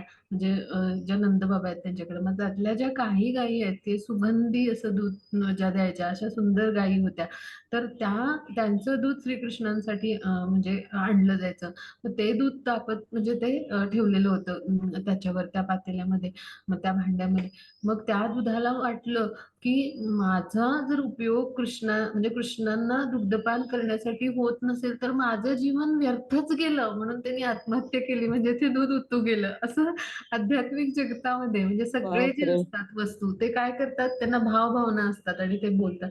मग असं म्हणजे अशा पद्धतीनं म्हणजे जे आहेत म्हणजे प्रत्येक जण इथं श्रीकृष्णांची सेवा करण्यासाठी उत्सुक आहे पहा. मग आता त्यांच्या केसामध्ये माळलेली फुलं होती मालतीची, ती काय पडली, ती अशी त्यांच्या चरणांशी पडली यशोदा मैयांच्या. ह्या सगळ्या गोंधळामध्ये. म्हणजे त्या जेव्हा श्रीकृष्णांच्या पाठी धावल्या काठी घेऊन आणि दोरीने बांधायला, तेव्हा म्हणजे काय, की जे भगवान श्रीकृष्णांची सेवा करतायत, त्यांना दुग्धपान करतायत, त्यांची निरंतर आपला पुत्र म्हणून सेवा करतायत, असे उच्च कोटीचे श्रेष्ठ भक्त म्हणजे यशोदामाई आहेत. मग त्यांच्या चरण कमलांशी आपण गेलो तर आपल्याला सुद्धा काय होईल, भगवान श्रीकृष्णांची कृपा होईल, असं त्या मालतीच्या फुलांना वाटलं. असं सुंदर सुंदर वर्णन आहे बरं का. आध्यात्मिक जगतामध्ये प्रत्येकाला मन भावना आणि सगळेजण कसे आहेत, चेतन आहेत. मग आता हे सगळं आध्यात्मिक जगताविषयीच मी थोडक्यात सांगितलं. पण हे सगळं पाहून कुंती मातांना काय वाटतं, की ह्यामुळं मला संभ्रम होतोय, की म्हणजे तुम्ही भगवान असून सुद्धा अगदी मनुष्याला संभ्रमात टाकणाऱ्या अशा ह्या लीला आहेत. म्हणजे इतक्या हुबेहूब तंतोतंत लीला म्हणजे भगवान श्रीकृष्णांच्या असतात. म्हणजे काय, की भगवान सगळ्या दृष्टीने परमपूर्ण आहेत. मग आता परमश्रेष्ठ भगवान असतील तर त्या लीला सुद्धा तशाच करतील ना, अगदी काय म्हणू आपण, परिपूर्णच करणार ना. भगवान श्रीकृष्णांची प्रत्येक कृती कशी असणार, परिपूर्ण असणार. मग त्या लीला जेव्हा आपल्या शुद्ध भक्तांसमवेत येतात करायला, तेव्हा त्या सुद्धा श्रेष्ठच असणार की नाही. म्हणजे नट म्हणून त्या वठवत असतील भगवान त्या लीला मनुष्य प्रमाणे येऊन. आपण पाहिलं नटासारखे आहात असं कुंती माता म्हणतात. म्हणजे काय, की मनुष्य रूपात येतात, पण जे भगवान परमश्रेष्ठ आहेत, सर्व श्रेष्ठ असे भगवान आहेत, परमोच्च असे म्हणजे किंवा सर्वोच्च असे कोण आहेत, भगवान आहेत. त्यामुळे त्यांचं प्रत्येक कार्यच परिपूर्ण असणार आहे आणि असं परमश्रेष्ठ. मग त्या लीला सुद्धा शुद्ध भक्तांसोबत असल्या तरी त्या अशाच असणार ना, परमश्रेष्ठच असणार ना. मग त्यामुळे आपल्यासारखे सामान्य पती जीवाला तो संभ्रमच होणार. म्हणजे मग अशा पद्धतीनं भगवान काय करतात, आपल्या शुद्ध भक्तांची अनन्य प्रेमाने सेवा करतात. म्हणजे तिथे त्यांचे पुत्र बनून ते लीला करतात. म्हणजे अशी ते सेवा करण्याची किंवा म्हणजे त्या लीलाच्या माध्यमातून म्हणजे भगवान आणि भक्तामध्ये प्रेमाचं आदान प्रदान असतं. म्हणजे शुद्ध भक्त तर अनन्य प्रेमाने भगवान श्रीकृष्णाची सेवा करतातच, पण भगवान या लीलांच्या माध्यमातून यशोदामाई यांची त्यांनी सेवाच केली एक प्रकारे. म्हणजे भक्तांची सुद्धा सेवा करतात पहा. म्हणजे भक्तवत्सल आहेत असे भगवान. आणि मग प्रेममय सेवा ह्या करत असताना म्हणजे करत असताना भक्त जो असतो तर त्याला भगवान श्रीकृष्णांच्या स्थितीचा पण विसर पडतो. म्हणजे पहा, म्हणजे भगवान जे आहेत तर त्यांच्या माता जेव्हा आहेत यशोदा मैया, तेव्हा त्यांच्याविषयी भययुक्त असा आदरभाव असा काही नाही आहे. हे परमपुरुष आहेत त्यांना काही नाही. तर त्या म्हणजे त्या स्वाभाविक शुद्ध स्नेहाने भगवान श्रीकृष्णांची सेवा करतात पहा. म्हणजे भगवान जे आहेत आपल्या भक्तांच्या प्रेमळ सेवेचा म्हणून अधिक आवडीने स्वीकार करतात. म्हणजे भगवान जे आहेत तर त्यांना आवडतं अशा पद्धतीने भक्त सेवा करतात तेव्हा. म्हणजे आपण भगवान श्रीकृष्णाची पूजा आदरभावाने करतो. मग जेव्हा आपण शुद्ध स्नेहाने करतो ना, म्हणजे भगवंतांना स्वतःपेक्षा कमी महत्वाचे समजतो ना, तेव्हा भगवान आहेत तर ते अत्यंत प्रसन्न होतात पहा.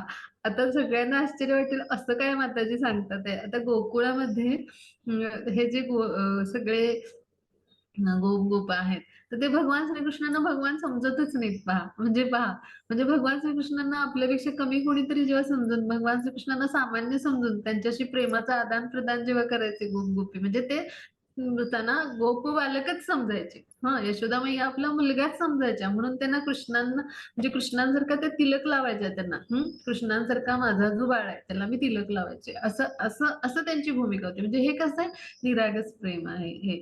तर अशा पद्धतीने त्यांना आपल्यापेक्षा कमी समजून जेव्हा त्यांची सेवा करतात तेव्हा भगवान श्रीकृष्णांना ते खूप आवडतं, खूप प्रसन्न होतात. म्हणजे भगवान जे आहे त्यांच्याविषयी भययुक्त आदर म्हणजे आपल्यासारखे जे आहे ते भययुक्त आदर म्हणजे काय भगवान परम नियंत्रक आहेत सर्वोच्च म्हणून आपण सेवा करू. पण जे असे त्यांच्याविषयी प्रत्यक्ष प्रेमामध्ये स्थित होते गोपी म्हणजे त्यांचा भाव का सर्वश्रेष्ठ आहे त्याचं कारण हे आहे की ते अशा पद्धतीने जेव्हा भगवान श्रीकृष्णांची सेवा करतात ना तर तेव्हा ते श्रीकृष्णांना खूप आवडतं. आणि मग असं जे गोलोक म्हणजे नावाचं धाम आहे भगवान श्रीकृष्णांचं. तर इथे अशाच भावनेने ह्या लीला संपन्न होतात. म्हणजे भगवान श्रीकृष्णांचे सखे श्रीकृष्णांना आपल्यापैकीच एक समजतात. त्यांना श्रेष्ठ आदरणीय बिलकुल नाही समजत आणि स्वभावतःच भगवान श्रीकृष्णाचे शुद्ध भक्त असणारे त्यांचे माता पिता त्यांना आपला म्हणजे एक मुलगाच समजतात, बालक समजतात. असंच गोलोक वृंदावनमध्ये लीला असतात आणि म्हणून गोकुळामध्ये जेव्हा भगवान आले तेव्हा त्यांच्या लीला ज्या आहेत त्या जशाच्या तशा आहेत. गोलोकमध्ये जशा घडतात तशाच गोकुळामध्ये आहेत आणि गोकुळामध्ये जशा आपण ऐकतो, श्रवण करतो घडलेल्या हरिकथा ज्या आहेत तर त्या तशाच्या तशा गोलोक वृंदावनमध्ये आहेत पहा. म्हणजे भगवान जे आहेत तर ते माता-पित्यांनी केलेली शिक्षा जी आहे ती वैदिक मंत्राच्या प्रार्थनापेक्षा मोठ्या आनंदाने स्वीकारतात पहा. किंवा वैदिक मंत्रांपेक्षा त्यांची प्रेयसी सर्वश्रेष्ठ प्रेयसी कोण राधा राणी मग तिनं केलेली कान उघडणी त्यांना फार गोड वाटते पहा. म्हणजे गोलोक वृंदावन मधल्या आपल्या दिव्य लीलांचा जनसामान्यांसाठी एक आकर्षण म्हणून प्रकाश करण्यासाठी जेव्हा भगवान भौतिक जगतामध्ये प्रकट झाले तेव्हा त्यांनी आपल्या जी माता आहे यशोदा तिच्या पुढे एका अधीन मातेच्या अधीन कसं बालक असतं 1 वर्षाचं मातेवरच ते अवलंबून असतं. अशा बालकाच्या भूमिकेत येऊन आता असा असा विलक्षण अभिनय केला ना अशा विलक्षण रूपात की तो सगळा पाहून म्हणजे भगवान आपल्या ह्या बाललीलामध्ये यशोदा मातेनं दह्याने भरून ठेवलेलं माठ फोडायचे दह्यांचा नाश म्हणजे सगळ्या दह्याच्या लोण्याच्या माठांचा नाश करायचे वृंदावनातल्या त्या सगळ्या माकडांच्या सगळ्या ज्या आहेत त्यांच्या समवेत आपल्या मित्रांच्या समवेत म्हणजे ते वाटून खायचे. मग हे सगळ्या श्रीकृष्णांच्या म्हणजे उदारपणाचा लाभ उठवायचे हे सुद्धा वहिनी पाहिलं होतं. आणि आपल्या दिव्य म्हणजे असा जो बालक आहे म्हणजे असा तर त्याला आपल्या प्रेमापोटे म्हणजे त्या काय करत होत्या शिक्षा करायचा. म्हणजे असा देखावा करत होत्या. म्हणजे आपल्या बाळाला आपली आई कसं दाखवते खोटं-खोटं अभिनय करून ना, की मी आता तुला शिक्षाच करेन, असंच करेन, तसंच करेन, अमुकच करेन. पण आई करते का? आईला खूप प्रेम असतं ना, मग असं त्या पण अभिनय करायच्या आई म्हणून. आणि असं वाटून त्यांनी काय केलं, एक घेतला दोर आणि कृष्णांना बांधून ठेवण्याचा धाक दाखवला. मग सगळ्या सामान्यांच्या घरामध्ये आपण आता हे पाहतो आपण अशा पद्धतीनं माता आपल्या बालकांना काय करतात धाक दाखवतात. मग यशोदा मातेच्या हातातला दोर पाहून श्रीकृष्ण घाबरले.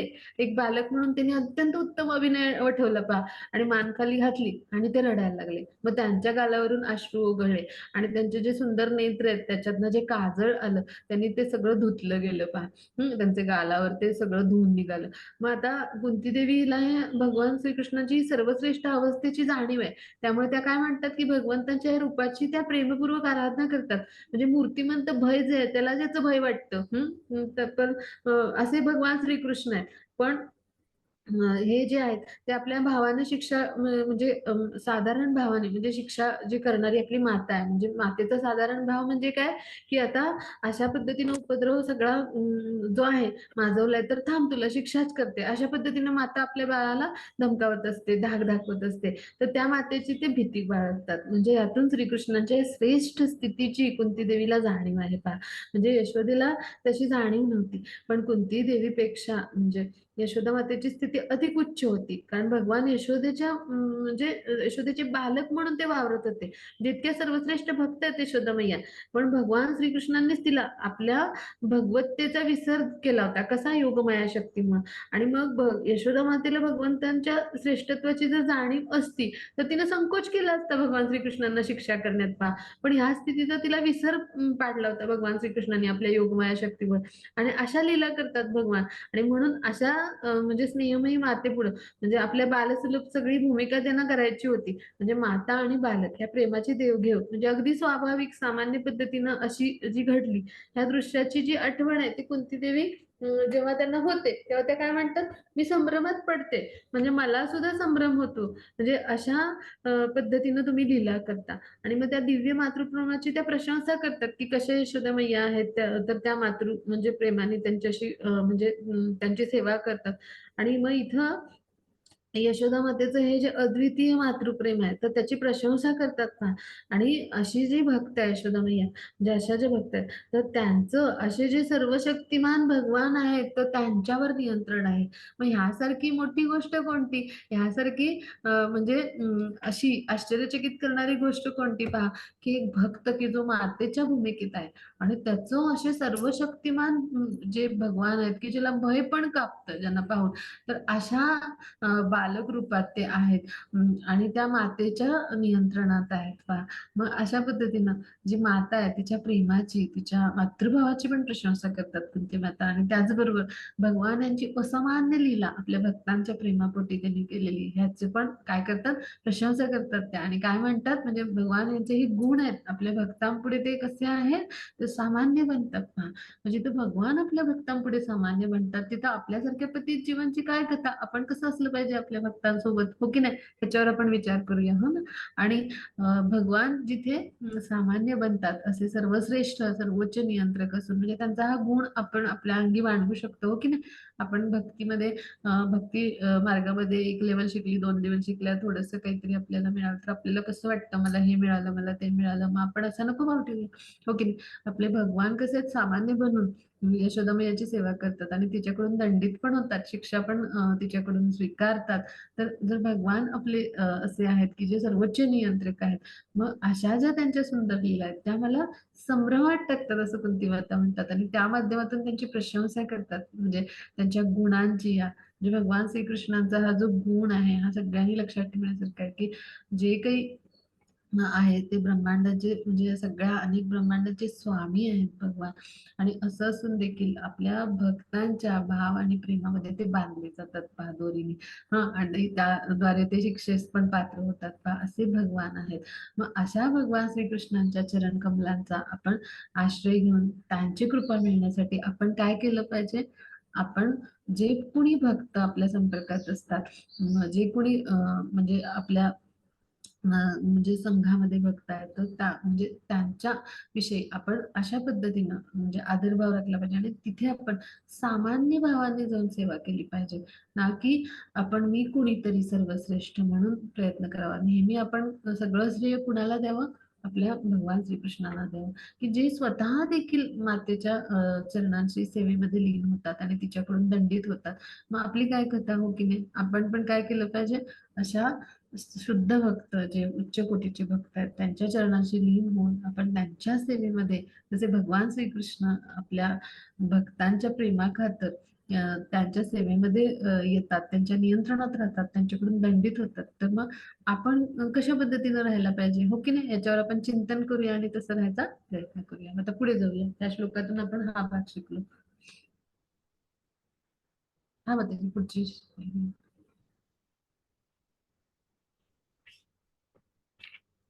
हरे कृष्णा. केचिदाहुरजं जातं पुण्यश्लोकस्य कीर्तये यदो प्रियस्यान्वय सॉरी यदो प्रियस्यान्वयवाये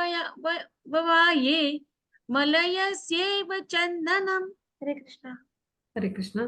मग आता इथे काय म्हणतात की काही जण म्हणतात की महान पुण्यवान राजांच्या कीर्तीसाठी अजन्मा म्हणून आले आहेत. काही जण म्हणतात की आपल्या अतिप्रिय भक्त यदू महाराजांना आनंद देण्यासाठी तुम्ही अवतरलात. तर मलय पर्वताच्या चंदनासारखे तुम्ही यदुवंशात प्रकट झालात. तर मलय पर्वत जो आहे तर तिथे चंदन विपुल प्रमाणात आहे म्हणून त्याचं वर्णन केलं जातं. मग आता इथे असं का म्हणतात कुंती माता, तर भगवान जे आहेत तर त्यांचं भौतिक जगतामधलं अवतरण असं संभ्रमात टाकणारं असतं. ते अजन्म आहेत म्हणजे त्यांना जन्म आणि मृत्यू नाही. आणि मग ते अशा पद्धतीनं ते जेव्हा जन्म घेतात तर त्यावेळेला म्हणजे सगळे संभ्रमित होतात. मग भगवद्गीतेत भगवान काय म्हणतात, अखिल सृष्टीचे स्वामी ते आहेत, अजन्म आहेत आणि तरी देखील ते भौतिक जगात अवतरित होतात.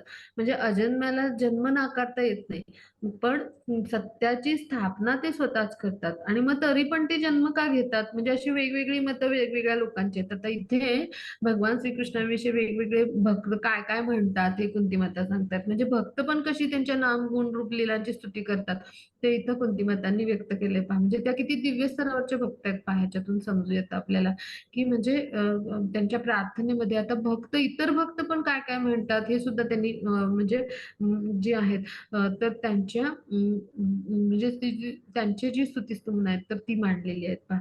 म्हणजे भगवद्गीतेमध्ये भगवान याचं उत्तर देतात की तत्वांची पुनर्स्थापना करण्यासाठी आणि धार्मिकांचं म्हणजे जे धर्माचरणी लोक आहेत त्यांचं रक्षण करण्यासाठी आणि अधर्मी लोकांचं दमन करण्यासाठी, त्यांना नष्ट करण्यासाठी ते स्वतः अवतरित होतात. मग आता अजन्म अशा भगवंतांचं हे कार्य आहे म्हणून ते अवतरित होतात. मग आता धर्मराज युधिष्ठिराची कीर्ती वाढवण्यासाठी ते अवतरले आहेत असे म्हणतात. म्हणून तिथे काय उल्लेख केलाय कुंती मातांनी, पुण्यवान राजाच्या कीर्तीसाठी. पुण्यवान राजा म्हणजे कोण, धर्मराज. आता भगवान जे आहेत ते संपूर्ण जगाचं कल्याण व्हावं म्हणून त्यांनी पांडवांच्या राज्याची स्थापना केली. आणि पुण्यवान राजाच जगावर राज्य करू शकतो, तेव्हाच प्रजाजन सुखी होतात. जर राजा पापी असतील तर लोक दुःखी होतील. रावणामुळे काय झालं, हिरण्यकशिपूमुळे काय झालं, म्हणजे लोक दुःखी होते ना त्यांच्या प्रशासनामध्ये. म्हणजे कलियुगामध्ये अधिकतर शासक अधर्मीच आहेत. मग नागरिक पण नेहमी कसे असतात, त्रस्त असतात. म्हणजे लोकशाहीमध्ये अधार्मिक किंवा असे पापी असलेले नागरिक स्वतःच काय करतात, स्वतःचं राज्य करणारा प्रतिनिधी आता निवडून देतात. मग आता त्यांच्या दुःखाकरता ते कोणावरही दोषारोपण मग करायची गरज आहे का पहा. म्हणजे आपणच म्हणजे लोकशाहीमध्ये आपल्या म्हणजे जे असे अधर्मी पापी लोक आहेत नागरिक म्हणून, ते स्वतःचा राज्य करणारा स्वतःचाच प्रतिनिधी निवडून देतात. म्हणजेच काय, ते स्वतःच स्वतःवर दुःखाचा डोंगर एक प्रकारे कोसळून घेत असतात पहा. म्हणजे नल राजा जो होता तो इतका कीर्तिमान आणि पुण्यशील होता की कृष्णाशी त्याचा काहीही संबंध नव्हता.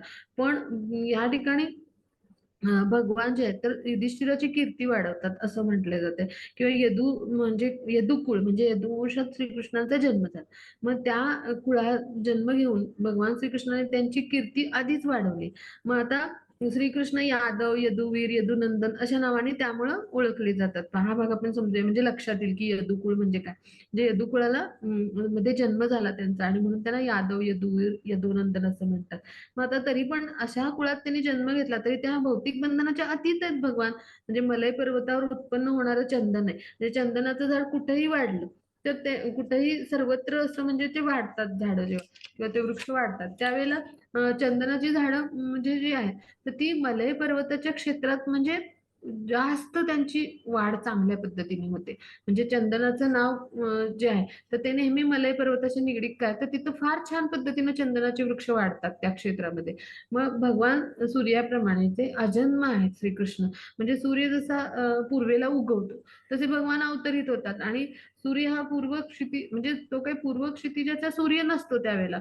मग तसं म्हणजे तो काही सूर्य पूर्वेला उगवला आणि पश्चिमेला मावळला असं नसतं. तर आपल्या इंद्रियांचा काय असतो तर तो भ्रम असतो. म्हणजे आपल्या इंद्रियांसमोर आपल्याला मर्यादित आपली इंद्रिय आहेत आणि त्यामुळं सूर्याचा उदय होणं आणि सूर्याचा अस्त होणं हे दिसतं. म्हणजे सूर्य जो आहे तो आहे तसाच असतो. म्हणजे तो म्हणजे पूर्व क्षितिजाचा पण सूर्य नसतो आणि इतर कुठल्याही क्षितिजाचा नसतो. तसं भगवान कुणाचे पुत्रही नाहीत आणि कुणाचे म्हणजे ते अशा पद्धतीनं म्हणजे कुणाचे ते जवळचे किंवा कुणाच्या अगदी काय म्हणू की घनिष्ठ असे नाहीयेत. तर भगवान कसे आहे, तर ते अखिल जीवमात्रांचे कोण आहेत, आपल्यासारख्या अखिल जीवमात्रांचे अहम बीजप्रद पिता असं म्हणतात ना, अहम सर्वस्य बीजप्रद पिता असा तो श्लोक जो आहे भगवद्गीतेत. तर याचा अर्थ काय, आपल्यासारख्या जीवमात्रांचे भगवान श्रीकृष्ण हे कोण आहेत, पिता आहेत, बीज प्रदान करणारे, किंवा आपल्या सगळ्यांचे ते कोण आहेत, पिताच्या भूमिकेत आहेत. कारण आपण त्यांचे जीवात्मक अंश आहोत, आपण त्यांची निर्मिती आहोत.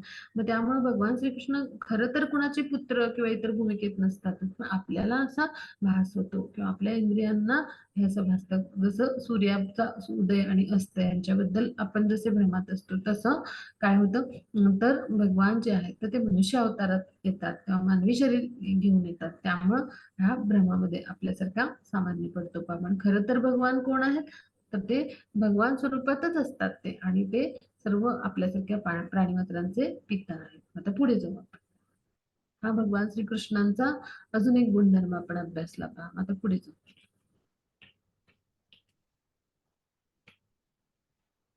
हा त्याची 33वा श्लोक करू आपण.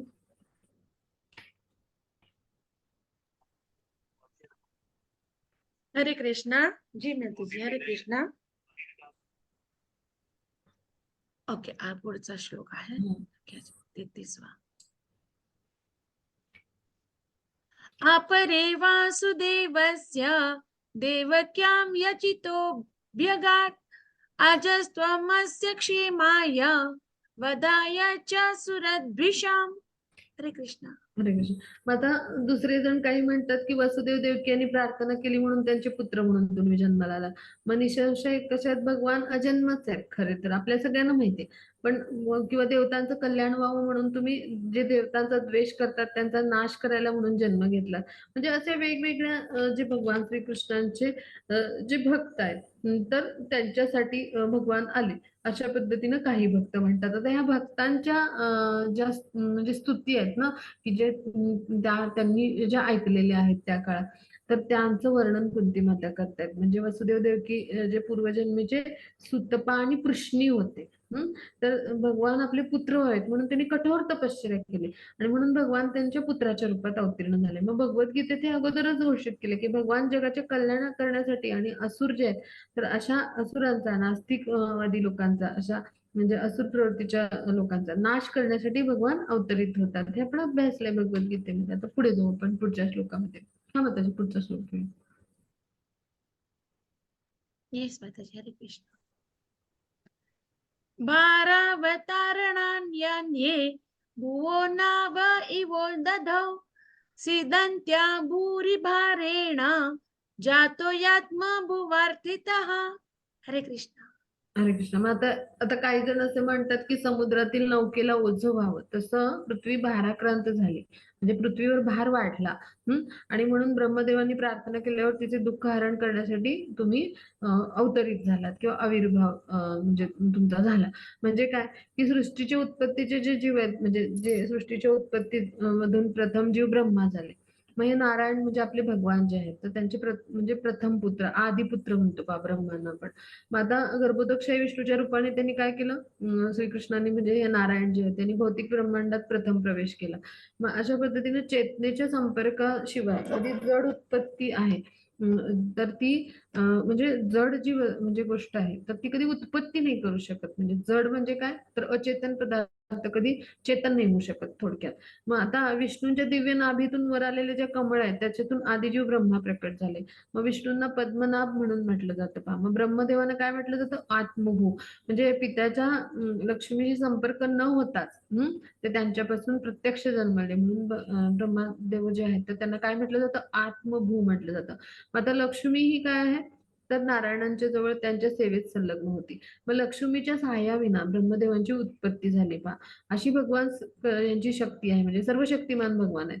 मग आता नारायणांना मूर्ख म्हणजे पणानं कोणी जर इतर सामान्य मनुष्यासारखं समजलं तर हे चुकीचं आहे की नाही. म्हणजे इतकं दिव्य अशी शक्ती आहे की माते विना म्हणजे सामान्य जीवनामध्ये काय होतं, की साधारण जीव हा मैथुनी संबंधातून निर्माण होतो. म्हणजे आपल्यासारख्या म्हणजे सामान्य जीवनामध्ये मैथुनी संबंधातून मुलाची उत्पत्ती होते. मग इथं दिव्य शरीर आहे भगवान श्रीकृष्णांचं आणि त्यांचे दिव्य शरीरातले अवयव सुद्धा दिव्य आहेत. मग त्यांच्या इंद्रियामध्ये अशा सगळ्या शक्ती आहेत की त्यांच्याकडून ब्रह्माजींची निर्मिती झाली पहा. म्हणजे पुत्र उत्पन्न करायला भौतिकतेमध्ये दुसरा कुठला मार्ग नाहीये. पण भगवान स्वयं इतके शक्तिमान आहेत की ते कुठल्याही शक्तीच्या कोणत्याही बंधनात नाहीत. ते आपल्या वेगवेगळ्या शक्तींनी काहीही काय म्हणजे सगळंच घडवून आणतात. म्हणजे काही जे जे अपेक्षित आहे सगळं अगदी सहजपणे पूर्णपणे म्हणजे ते स्वतंत्र असे आहेत. म्हणजे आणि ते आपल्या अशा शक्तींच्या विस्तारांद्वारे आणि शक्तीमुळं सगळं काही घडवून आणतात. जसं ब्रह्मदेव जे आहे तर ह्या पित्यांचे प्रत्यक्ष पुत्र आहेत म्हणजे श्रीकृष्णांचे. म्हणजे त्यांना मातेच्या गर्भातनं नाही यावं लागलं आणि म्हणून ते कसे आहेत आत्मभू आहेत. मग आता ब्रह्मांडातले सगळे जे आहेत म्हणजे सगळे जे आहेत म्हणजे जे काय आहे देव देवता मनुष्य सगळे प्राणी मात्र सृष्टी तर ही सगळी उत्पत्ती ब्रह्मदेवाने केली. मग आता ही जी उत्पत्ती आहे तर ही म्हणजे काय आहे त्यांच्या शक्तीचं दुय्यम परिवर्तन म्हणजे त्यांनी आपला आदिजीव निर्माण केला आपला पुत्र आणि त्याच्याकडून ही निर्मिती करून घेतली. मग अशा पद्धतीनं ब्रह्मांड जो आहे तर म्हणजे तिथे जो श्वेतदीप नावाचा लोक आहे तिथं क्षिरोदकशाही विष्णूंचं धाम आहे. मग आता हे क्षिरोदकशाही विष्णू जे आहेत तर ते काय करतात तर ते भगवान श्रीकृष्णांचं परमात्मा म्हणजे रूप आहेत. मग ते काय करतात प्रत्येक म्हणजे हृदयामध्ये परमात्मा स्वरूपामध्ये प्रवेश करतात. म्हणजे याच्यावरून आपण काय समजून घेतलं की जेव्हा ब्रह्मांडात काही उपद्रव होतो तर त्याच्या व्यवस्थापन आहे ते करणारे सगळ्या देवदेवता आहेत. त्यांना कधी त्याचं निराकरण करता येत नाही किंवा त्यांचं सामर्थ्य कमी पडतं. तेव्हा ते काय करतात ब्रह्मदेवांकडे जातात आणि मग ब्रह्मदेव त्याचं निवारण करायला असमर्थ झाले की ते अवतार घेण्यासाठी काय करतात क्षीरोदकशाही विष्णूंकडे प्रार्थना करतात आणि मग त्यांच्या ज्या सगळ्या समस्या असतात त्याविषयी मार्गदर्शन घेतात. मग कंस आणि इतर राजे पृथ्वीवर राज्य करत होते तेव्हा असा उपद्रव त्यांनी निर्माण केला होता आणि या असुराच्या पाप कृत्याने म्हणजे पापाचा भार असा वाढला होता की पृथ्वी सगळी भारांकित झाली. म्हणजे काय की अत्यंत भार वाढला पृथ्वीचा पापामुळे आणि तिला तो सहन होईना. मग ती ब्रह्मदेवांकडे गेली आणि मग त्या ब्रह्मदेवांनी काय केलं सगळ्या देवांसमवेत ते क्षीरसागर जो आहे म्हणजे क्षीरोदकशाही सागर त्याच्या तटावर गेले आणि त्यांनी प्रार्थना केली आणि मग जे आहे भगवान यांना प्रार्थना त्यांनी जी केली सगळ्या देवदेवतांनी मिळून ती म्हणजेच काय पुरुष सूक्त. मग आता त्यावेळेला त्यांनी प्रार्थना केली तेव्हा वसुदेव आणि देवकी यांचे पुत्र म्हणून ते अवतरतील अशा पद्धतीने भगवान श्रीकृष्णांनी जे आहे तो त्यांच्या हृदयामध्ये संदेश पाठवला ब्रह्माजींच्या. मग असं काही लोकांचं म्हणणं आहे की ब्रह्मदेवांच्या या सगळ्या प्रार्थनेमुळे भगवान जे अवतरित झाले पहा. आता याचा संदर्भ आपल्याला 10व्या स्कंदामध्ये 9व्या स्कंदामध्ये येतो पहा भागवताच्या की कशा पद्धतीने पृथ्वी मातेनं असं म्हणजे केविलवाण रूप म्हणजे गायीचं घेतलं आणि ती ब्रह्माजींकडे गेली. तर हे सगळं आपण म्हणजे हे सगळं तिथे अभ्यासतो म्हणजे पृथ्वी माता कशा पद्धतीने गेली आणि मग तिथे कशा पद्धतीने तिच्या दुःखाचं निराकरण करायला सगळे देवदेवता एकत्र जमले आणि मग तिथे त्यानंतर त्यांनी कसं क्षीरोदकशाही सागराकडे जाऊन प्रार्थना केली त्याचा उल्लेख इथे आलाय पहा. म्हणजे काय तर भगवान जे आहेत तर अशा पद्धतीने ब्रह्मदेवाच्या प्रार्थनेवरून अवतरित झाले असं काही लोक म्हणतात असं कुंती माता म्हणते. म्हणजे काय त्या भगवान श्रीकृष्णांच्या आता हरिकथा म्हणजे हरिलीलांचं जे आहे तर ते आता ज्या आहेत कुंती माता तर ते आपल्या समोर म्हणजे आपण म्हणतो ना यशोगाथा तर ते आपल्या समोर कथन करतात पहा. म्हणजे काय समुद्रातल्या नौकेला जसं ओझं व्हावं तसं पृथ्वीला ओझं झालं आणि मग ते ओझं अतिरिक्त भार आहे तो भगवान श्रीकृष्णांनी काय केलं असा अवतार घेऊन स्वतः म्हणजे स्वतः पेलून घेतला पहा. म्हणजे अशा पद्धतीने ते तो तिचं दुःख आणि म्हणजे हरण करण्यासाठी ते स्वतः म्हणजे त्यांनी आविर्भाव म्हणजे त्यांचा झाला. म्हणजे काय तर भगवान स्वतः मनुष्य रूपात त्यांनी अवतार घेतला आणि त्यांनी ते सगळं जे भार आहे तो स्वतःकडे घेतला पहा. म्हणजे अशा पद्धतीनं पृथ्वी मातेचं दुःख आहे तर ते हरण करण्यासाठी भगवंतांनी अवतार घेतला. तर ही भगवान श्रीकृष्णांची जी आहे तर ही आता यशोगाथा आहे तिचं कथन केलंय पहा की जे 10व्या स्कंदात आपल्याला पाहायला मिळतं. आता पुढे जाऊया आपण. हरे कृष्ण जी. भवेस्मिन् क्लेशयामानां अविद्या काम कर्मभिः श्रवण स्मरणाहार्णी करिष्यन्नीति केचन. हरे कृष्ण. हरे कृष्ण. मग आता इतर काही जण म्हणतात की भौतिक कष्टाने पीडित झालेले बद्ध जीव आहेत तर त्यांना लाभ व्हावा, त्यांना मुक्ती मिळावी, श्रवण स्मरण पूजन अशा भक्तीचं पुनरुज्जीवन करण्यासाठी तुम्ही अवतार घेतला. म्हणजे काय की युगायुगामध्ये धर्म मार्गाची संस्थापना करण्यासाठी भगवान अवतरित होतात पहा. मग आता भगवान जे आहे तर म्हणजे जे आहे तर त्यांच्याशिवाय या धर्माच्या तत्वाचा कुणी स्थापना नाही करू शकत. धर्मतत्व ही भगवान श्रीकृष्णांनी निर्माण केली. मग त्यामुळं भगवानच येऊन इथं ते स्थापित करू शकतात. धर्माचा वास्तविक मार्ग जो आहे तो भगवान श्रीकृष्णांच्या सर्वश्रेष्ठ अधिकार जो आहे तर त्याचा स्वीकार करून स्वाभाविक प्रेमाने आपण सेवा करणे हा जीवाचा धर्म. मग जीवाला सेवेशिवाय गत्यंतरच नाही. आपल्यासारख्या जीवाला त्याचं कर्तव्य काय? भगवान श्रीकृष्णांची सेवा करणं हेच कर्तव्य आहे. मग भगवान असे महान आहेत, त्यांच्या अधीन आपण असलं पाहिजे जीव म्हणून, आणि सेवा करणं हेच जीवाचं कर्तव्य आहे. मग अशा इच्छांपोटी आपण वेगवेगळ्या ज्या भौतिक इच्छा आहेत त्यापोटी आपण इंद्रियांचे दास बनतो. मग हीच इच्छा म्हणजे अविद्या किंवा अज्ञान. मग हे अज्ञान काय करतं? आपल्याला भौतिक प्रकृतीच्या बंधनामध्ये काय करतं? बांधून ठेवतं. आणि मग आपण वेगवेगळ्या योजना आखत असतो या इंद्रिय तृप्तीच्या. पण आपल्या सगळ्यांना अविद्येच्या पलीकडं गेल्या विना, या भौतिक त्रितापापासून मुक्त झाल्या विना भगवान श्रीकृष्णांची कृपा मिळेल का? बिलकुल नाही. जन्ममृत्यूच्या फेरे आहेत त्याच्यातून आपण पलीकडे गेलो तर आपल्याला भगवत धामाची प्राप्ती होईल. अन्यथा आपण या सगळ्या लोकांमध्ये ज्या ग्रह लोकांवर आपण स्थान मिळवू आणि सतत प्रकृतीचे जे नियम आहेत त्यानुसार सतत काय करू? एरझाऱ्या घालत राहू. म्हणजे जसं सायकलवरनं चढावर चढायचं आणि उतारावर उतरायचं असं होईल आपलं जन्ममृत्यूच्या चक्रामध्ये. पण भगवान काय करतात? आपल्या अहिर्तुकी कृपेमुळे, अकारण कृपेमुळे ह्या आपल्यासारख्या बद्ध दुःखी असे जे पतित जीव आहेत ना तर म्हणजे आपल्यावर कृपा करतात का? म्हणून ते त्या कृपा करण्यासाठी ते काय करतात? अवतीर्ण होतात स्वतः मनुष्य देहामध्ये. आणि मग भगवान श्रीकृष्णांना श्रवण करून की त्यांच्याविषयी कीर्तन करून, त्यांच्या श्यामसुंदर रूपाचं स्मरण करून, त्यांच्या सेवा करून, त्यांची पूजा करून, त्यांना प्रार्थना करून किंवा त्यांना सख्य रूपात मानून किंवा त्यांना शरण जाऊन म्हणजे त्यांना आत्मनिवेदन करून आपण भक्ती तत्वांचं आपण पुनरुज्जीवन करायला शिकतो पहा. म्हणजे असे जे वेगवेगळे भक्त आहेत त्यांनी ज्या सेवा केल्या, मग त्या सेवेच्या माध्यमातून भगवान श्रीकृष्णांनी काय आदर्श प्रस्थापित केला? तर ह्या अशा पद्धतीनं भगवान आणि भक्त यांच्यामधली जी भक्ती तत्व आहेत ना त्याचं पुनरुज्जीवन केलं एक प्रकारे त्यांनी. या नवविध भक्तीच्या माध्यमातून वेगवेगळे भक्त त्यांचे बनले. अर्जुन सख्य भावामध्ये, त्यानंतर गोपीजन आहेत तर ते पण म्हणजे कसं आहे सखा भावामध्ये, मग यशोदा मैया वात्सल्य भावामध्ये, मग म्हणजे मातृत्वाचा भाव त्यांचा, म्हणजे असे वेगवेगळे भाव.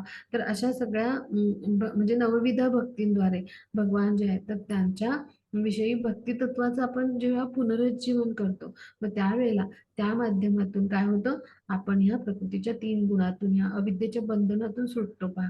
नाहीतर अन्यथा काय होतं? बहिरंगा शक्ती म्हणजे मायाशक्तीने आपण भ्रमित असतो आणि आपण स्वतःच निर्माण केलेल्या भौतिक दुःखामध्ये आपण सतत असतो. मग त्यापासून मुक्ती देणारे कोण आहेत? भगवान आहेत. आणि त्यांची कशी आपण सेवा केली पाहिजे? नवविधा भक्तीद्वारे आपण जेव्हा सेवा करतो तेव्हा काय होतं? तर ह्या सगळ्या गुणातून, प्रकृतीच्या 3 गुणातून, च्या बंधनातून आपण मुक्त होतो. मग अशीच दया करायला चैतन्य महाप्रभूंच्या रूपानं आपल्यासारख्या पतित जीवावर, प्राण्यावर अशा पद्धतीची दया करायला, विशिष्ट प्रकारची दया करायला चैतन्य महाप्रभूंनी अवतार घेतला. म्हणजे काय? भगवान स्वतः चैतन्य महाप्रभूंच्या रूपात प्रकटले होते पहा. आता पुढे जाऊ आपण. हा माताजी पुढची slide. हरे कृष्ण. श्रीमती शृण्वन्ति गायन्ति गृह्णन्यभीक्षणशः स्मरन्ति नन्दन्ति तवेहितं जनः त एव पश्यन्त्याचिरेण तावकं भवप्रवाहो परमं पदाम्बुजम्. हरे कृष्ण. हरे कृष्ण. मग आता आपण समजून घेऊया की आता इथे काय म्हटलंय? शृण्वन्ति गायन्ति गृणन्ति असं म्हटलंय. मग आता जे कोणी श्रवण करतात, कीर्तन करतात, गृणंती म्हणजे उच्चारतात. काय उच्चारतात? भगवान यांचं पवित्र नाम किंवा म्हणजे भगवान यांच्या दिव्य चरित्राचं श्रवण, कीर्तन, स्मरण करतात. आणि दुसऱ्यांना असे पाहून म्हणजे करताना पाहून आनंदित होतात पहा.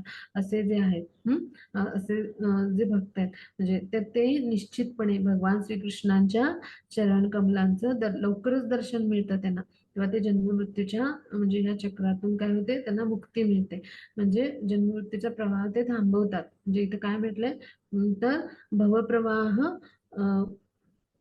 भवप्रवाह उपरमम पदांबुजम. म्हणजे काय, तर जन्म मृत्यूचा जो प्रवाह आहे तर तो थांबतो. की कोणाचा थांबतो, तर जे भगवान श्रीकृष्णांच्या चरण कमलांचे दर्शन करतात त्यांचा. आणि ते दर्शन कधी करू शकतात, तर अशा पद्धतीनं भगवान श्रीकृष्णांची भक्तिमय प्रेममय सेवा केल्यामुळे. म्हणजे भगवान श्रीकृष्णांच्या कैक लीला आहेत, पण श्रवण आपण भक्ती करून म्हणजे जी आहे अशी श्रवण भक्ती करून किंवा स्मरण भक्ती करून किंवा 10व्या स्कंदात आता त्यांच्या वेगवेगळ्या ज्या लीला आहेत त्यांची उदात्त अशी वर्णन आहेत पहा.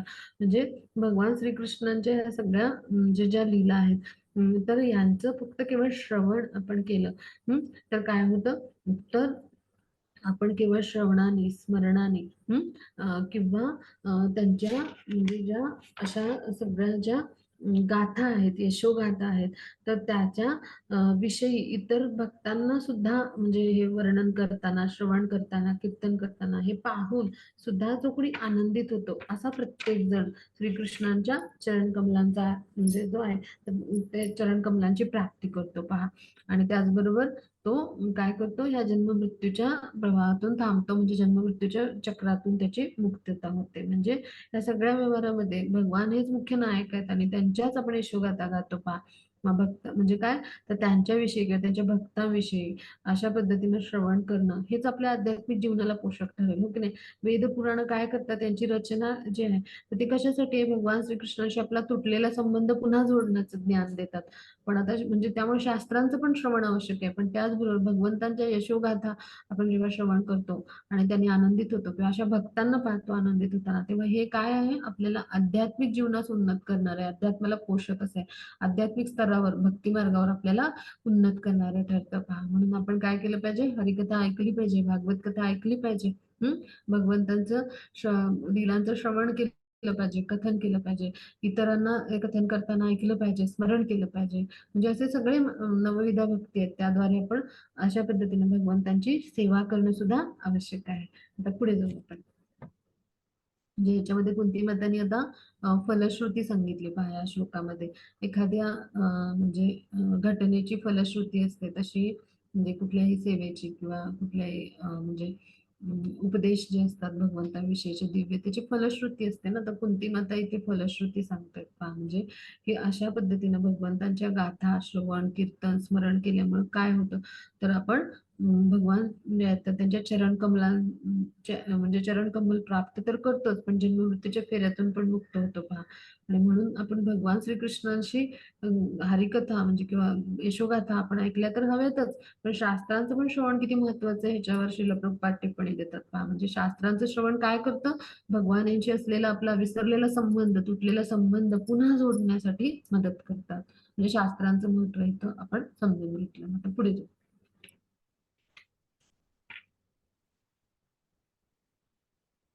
अप्यद्यनस्त्वं स्वकृते हित प्रभो जहाससि स्वीत् सुहृदोऽनुजीवनः यश येषां न चान्यद् भवता पदाम्बुजात् परायणां राजसो योजितां हसाम्. हरे कृष्ण. हा, आता हे कृष्ण तुम्ही सगळी कार्य पार पडली, सगळे राजे आमच्याशी शत्रुत्व करून आहेत, आमचा दुसरा कोणीही रक्षण करता नाही, आम्ही पूर्णपणे तुमच्या कृपेवर अवलंबून आहोत, असे असताना तुम्ही आम्हाला सोडून कसे निघालात असं म्हणतात ते. म्हणजे काय, की जेव्हा आता श्रीकृष्ण जे आहेत त्यांचा अवतार समाप्तीचं म्हणजे जेव्हा वेळ होती तर त्यावेळेला म्हणजे त्यांनी जेव्हा प्रार्थना केल्यात मग त्यावेळेला ते काय म्हणतात, की पांडव भाग्यवान आहेत की भगवान श्रीकृष्णाच्या कृपेवर आश्रित होते.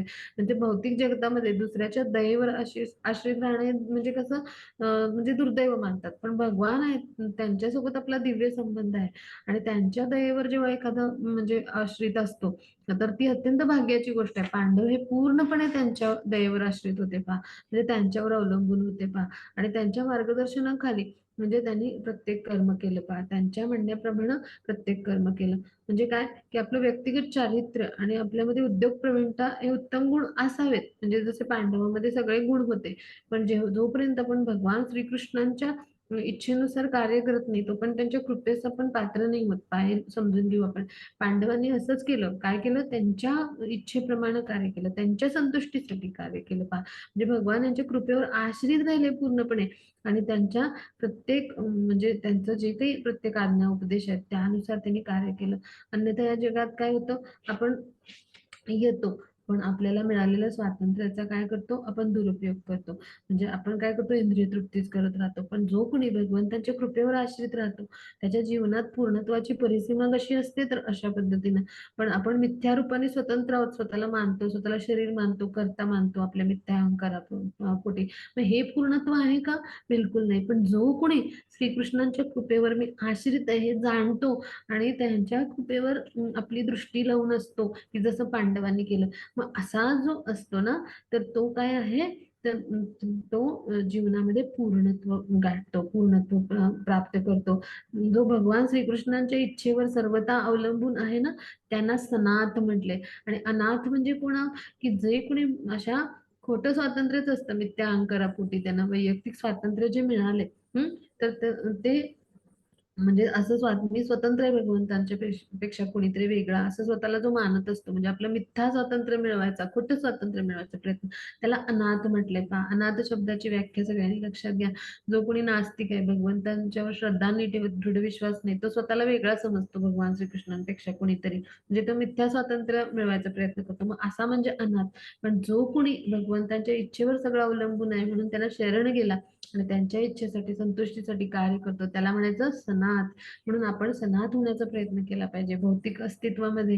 म्हणजे या प्रतिकूल परिस्थितीमध्ये दुःखालय अशाश्वतम म्हटले याला, दुःखालय असं जे दुःखालय आहे तिथे भगवान आपले रक्षण करायला सदैव उपस्थित आहे.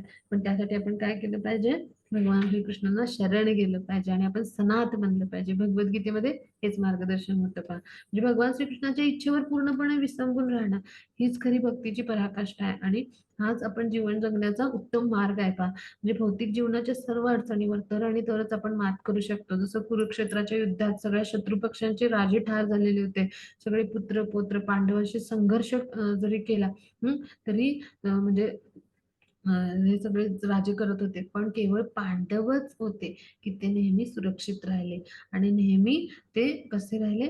भगवान श्रीकृष्णांच्या कृपाछत्राखाली सदैव असल्यामुळे सुरक्षित आणि व्यवस्थित ते म्हणजे राहिले आणि त्यांना सगळे ऐश्वर्य प्राप्त झाली.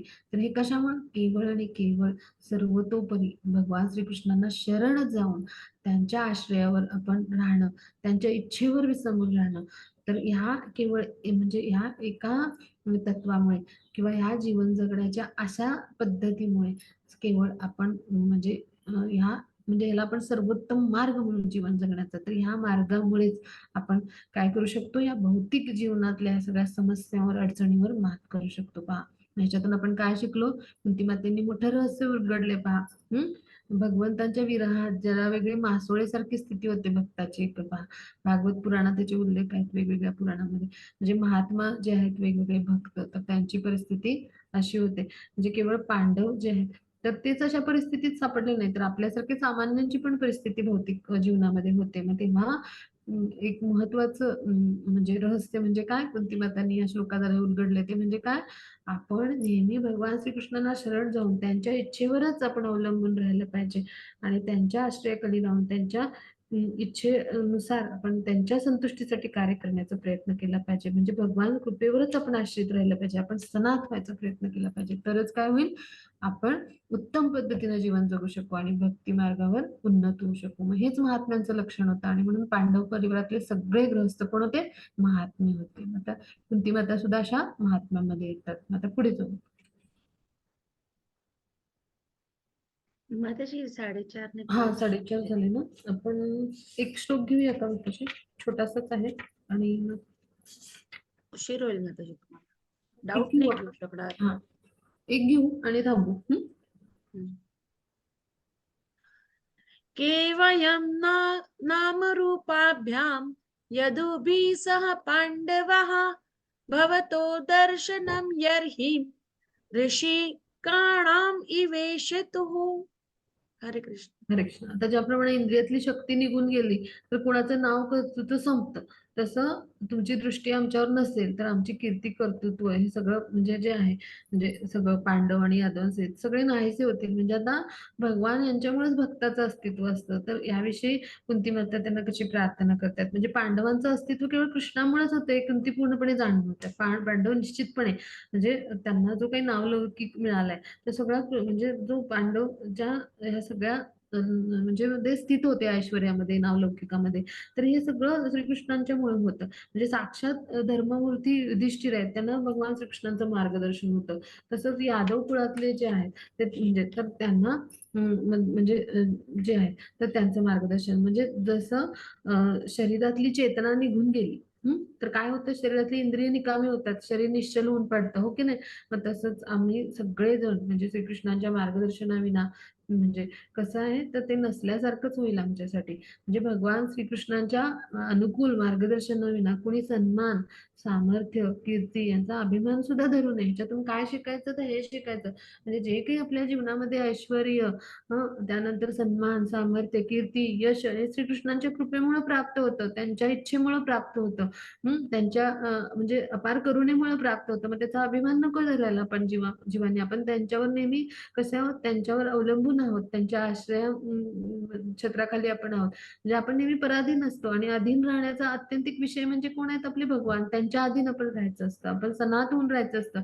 मग भौतिक ज्ञान जे आहे तर इथं प्रगती करत असताना म्हणजे भौतिक जगातली जी चढाओढ आहे तर इथं वेगवेगळ्या साधनांचा शोध जरी आपण लावला तरी भगवान श्रीकृष्णांचे मार्गदर्शन जोपर्यंत आपल्याला मिळत नाही तोपर्यंत हे सगळे आविष्कार आणि सगळ्या ह्या गोष्टी हे सगळे कसे ठरतात, विफल ठरतात का. म्हणजे काय, इथे कितीही शक्तिशाली आपण शोध लावले आणि कितीही साधनांचा शोध लावला तरी जोपर्यंत तिथं भगवान श्रीकृष्णांचं मार्गदर्शन नाही तिथं तोपर्यंत ते काय आहे, शरीरामध्ये चेतना नसलेलं जसं निश्चल शरीर आहे तसं आहे ते. म्हणजे इंद्रिय जे आहेत तर ते निकामी झालेलं जे शरीर आहे तर तसं तशी तुलना करतात जे बुद्धिमत्ता आहे ते म्हणजे इथे अशा पद्धतीची तुलना करतात. तर ह्याच्यातून आपण काय शिकायचं, तर आजच्या कलियुगामध्ये या भौतिक जगतामध्ये जिथे भक्तीच नाही, जिथं भगवान श्रीकृष्णांच्यावर विश्वासच नाही, परमेश्वर आहेत ते सर्वोच्च नियंत्रक आहेत, असा विश्वासच नसलेली ही आधुनिक संस्कृती आहे. पहा, या आधुनिक संस्कृतीमध्ये भगवान श्रीकृष्णांच्यावरच कोणाला विश्वास नाही आहे आणि भगवान हेच परमोच्च नियंत्रक आहेत, सर्वोच्च नियंत्रक आहेत, ह्यांच्याविषयी जर विश्वास नाही आहे, नास्तिक आहेत लोक. तर असे नास्तिक लोकांनी कितीही इंद्रिय तृप्तीची म्हणजे भोगण्याची साधनांचा शोध लावला आणि असे आविष्कार केले तर जोपर्यंत तिथं श्रीकृष्ण नाही आहेत तोपर्यंत ह्या सगळ्या गोष्टी कशा आहेत, असफल आहेत, विफल आहेत. तोपर्यंत त्यांना शांती समाधान मिळेल का, बिलकुल नाही. मग हेच कुंती माता सांगतायत, येणाऱ्या म्हणजे काळानुरूप भगवंतांच्या प्रार्थना त्यांच्या कशा आहेत पहा. म्हणजे त्यांनी आपलं जे आहे ते मनोगत व्यक्त केले प्रार्थनाच्या माध्यमातून, पण त्यांच्यासारख्या उच्च कोटीच्या भक्तांचे जे उपदेश असतात, प्रार्थना असतात त्याद्वारे किंवा त्यांचे जे मनोगत असतं त्याद्वारे आपल्याला काय शिकायला मिळतं, तर आपण कसं आचरण करायला हवं. म्हणजे कलियुगात ही स्थिती आहे ना, जसं त्या म्हणतात की पांडव आहेत किंवा यदू कुळातले लोक आहेत तर ते कृष्णांच्या मार्गदर्शनाविना कसं आहे तर त्यांचं जीवन कसं आहे तर शरीरामध्ये चेतना नसल्याप्रमाणे म्हणजे अशी इंद्रिय निकामी होऊन जातील. मग तसंच आहे कलियुगामध्ये, इथे जर भक्ती नाहीये, भगवान नाहीये श्रीकृष्ण आणि असं जर जीवन आपण भौतिक सुखांनी संपन्न जगत असतो, एकापेक्षा एक आविष्कारांनी संपन्न सुख आपल्या जीवनात असतील तरी जोपर्यंत तिथे श्रीकृष्ण नाहीयेत, श्रीकृष्णांचं मार्गदर्शन नाहीये तोपर्यंत काय आहे, हे सगळे जे आविष्कार आहेत ते सगळे असफल आहेत. म्हणजेच काय, भौतिक जीवन आपलं किती पण म्हणजे संपत्तीने युक्त आणि असं संपन्न असलं तरी जोपर्यंत तिथं कृष्ण भावना नाहीये तोपर्यंत काय आहे तर आपण कसं आहोत, असफल आहोत, अयशस्वी आहोत का, तर आपण पुन्हा पुन्हा या भौतिक जगतामध्ये येत राहू आणि इंद्रिय तृप्ती साठी म्हणजे आपण सतत जन्म मृत्यूच्या फेऱ्यामध्ये बांधले जाऊ. पहा, ह्यासाठी काय पाहिजे, आपल्या जीवनामध्ये कृष्ण भावना हवी की ज्यामुळे आपण कृष्णांच्या कृपाछत्राखाली सतत त्यांच्यावर विसंबून राहू, त्यांच्या दयेवर आश्रित राहू आणि आपण सनात राहू. इथे आपला अभ्यास संपला. कोणाला काही शंका असेल तर विचारूया. 4-5 श्लोक आहेत ते आपण पुढच्या वेळी घेऊया. हा माताजी रेकॉर्डिंग स्टॉप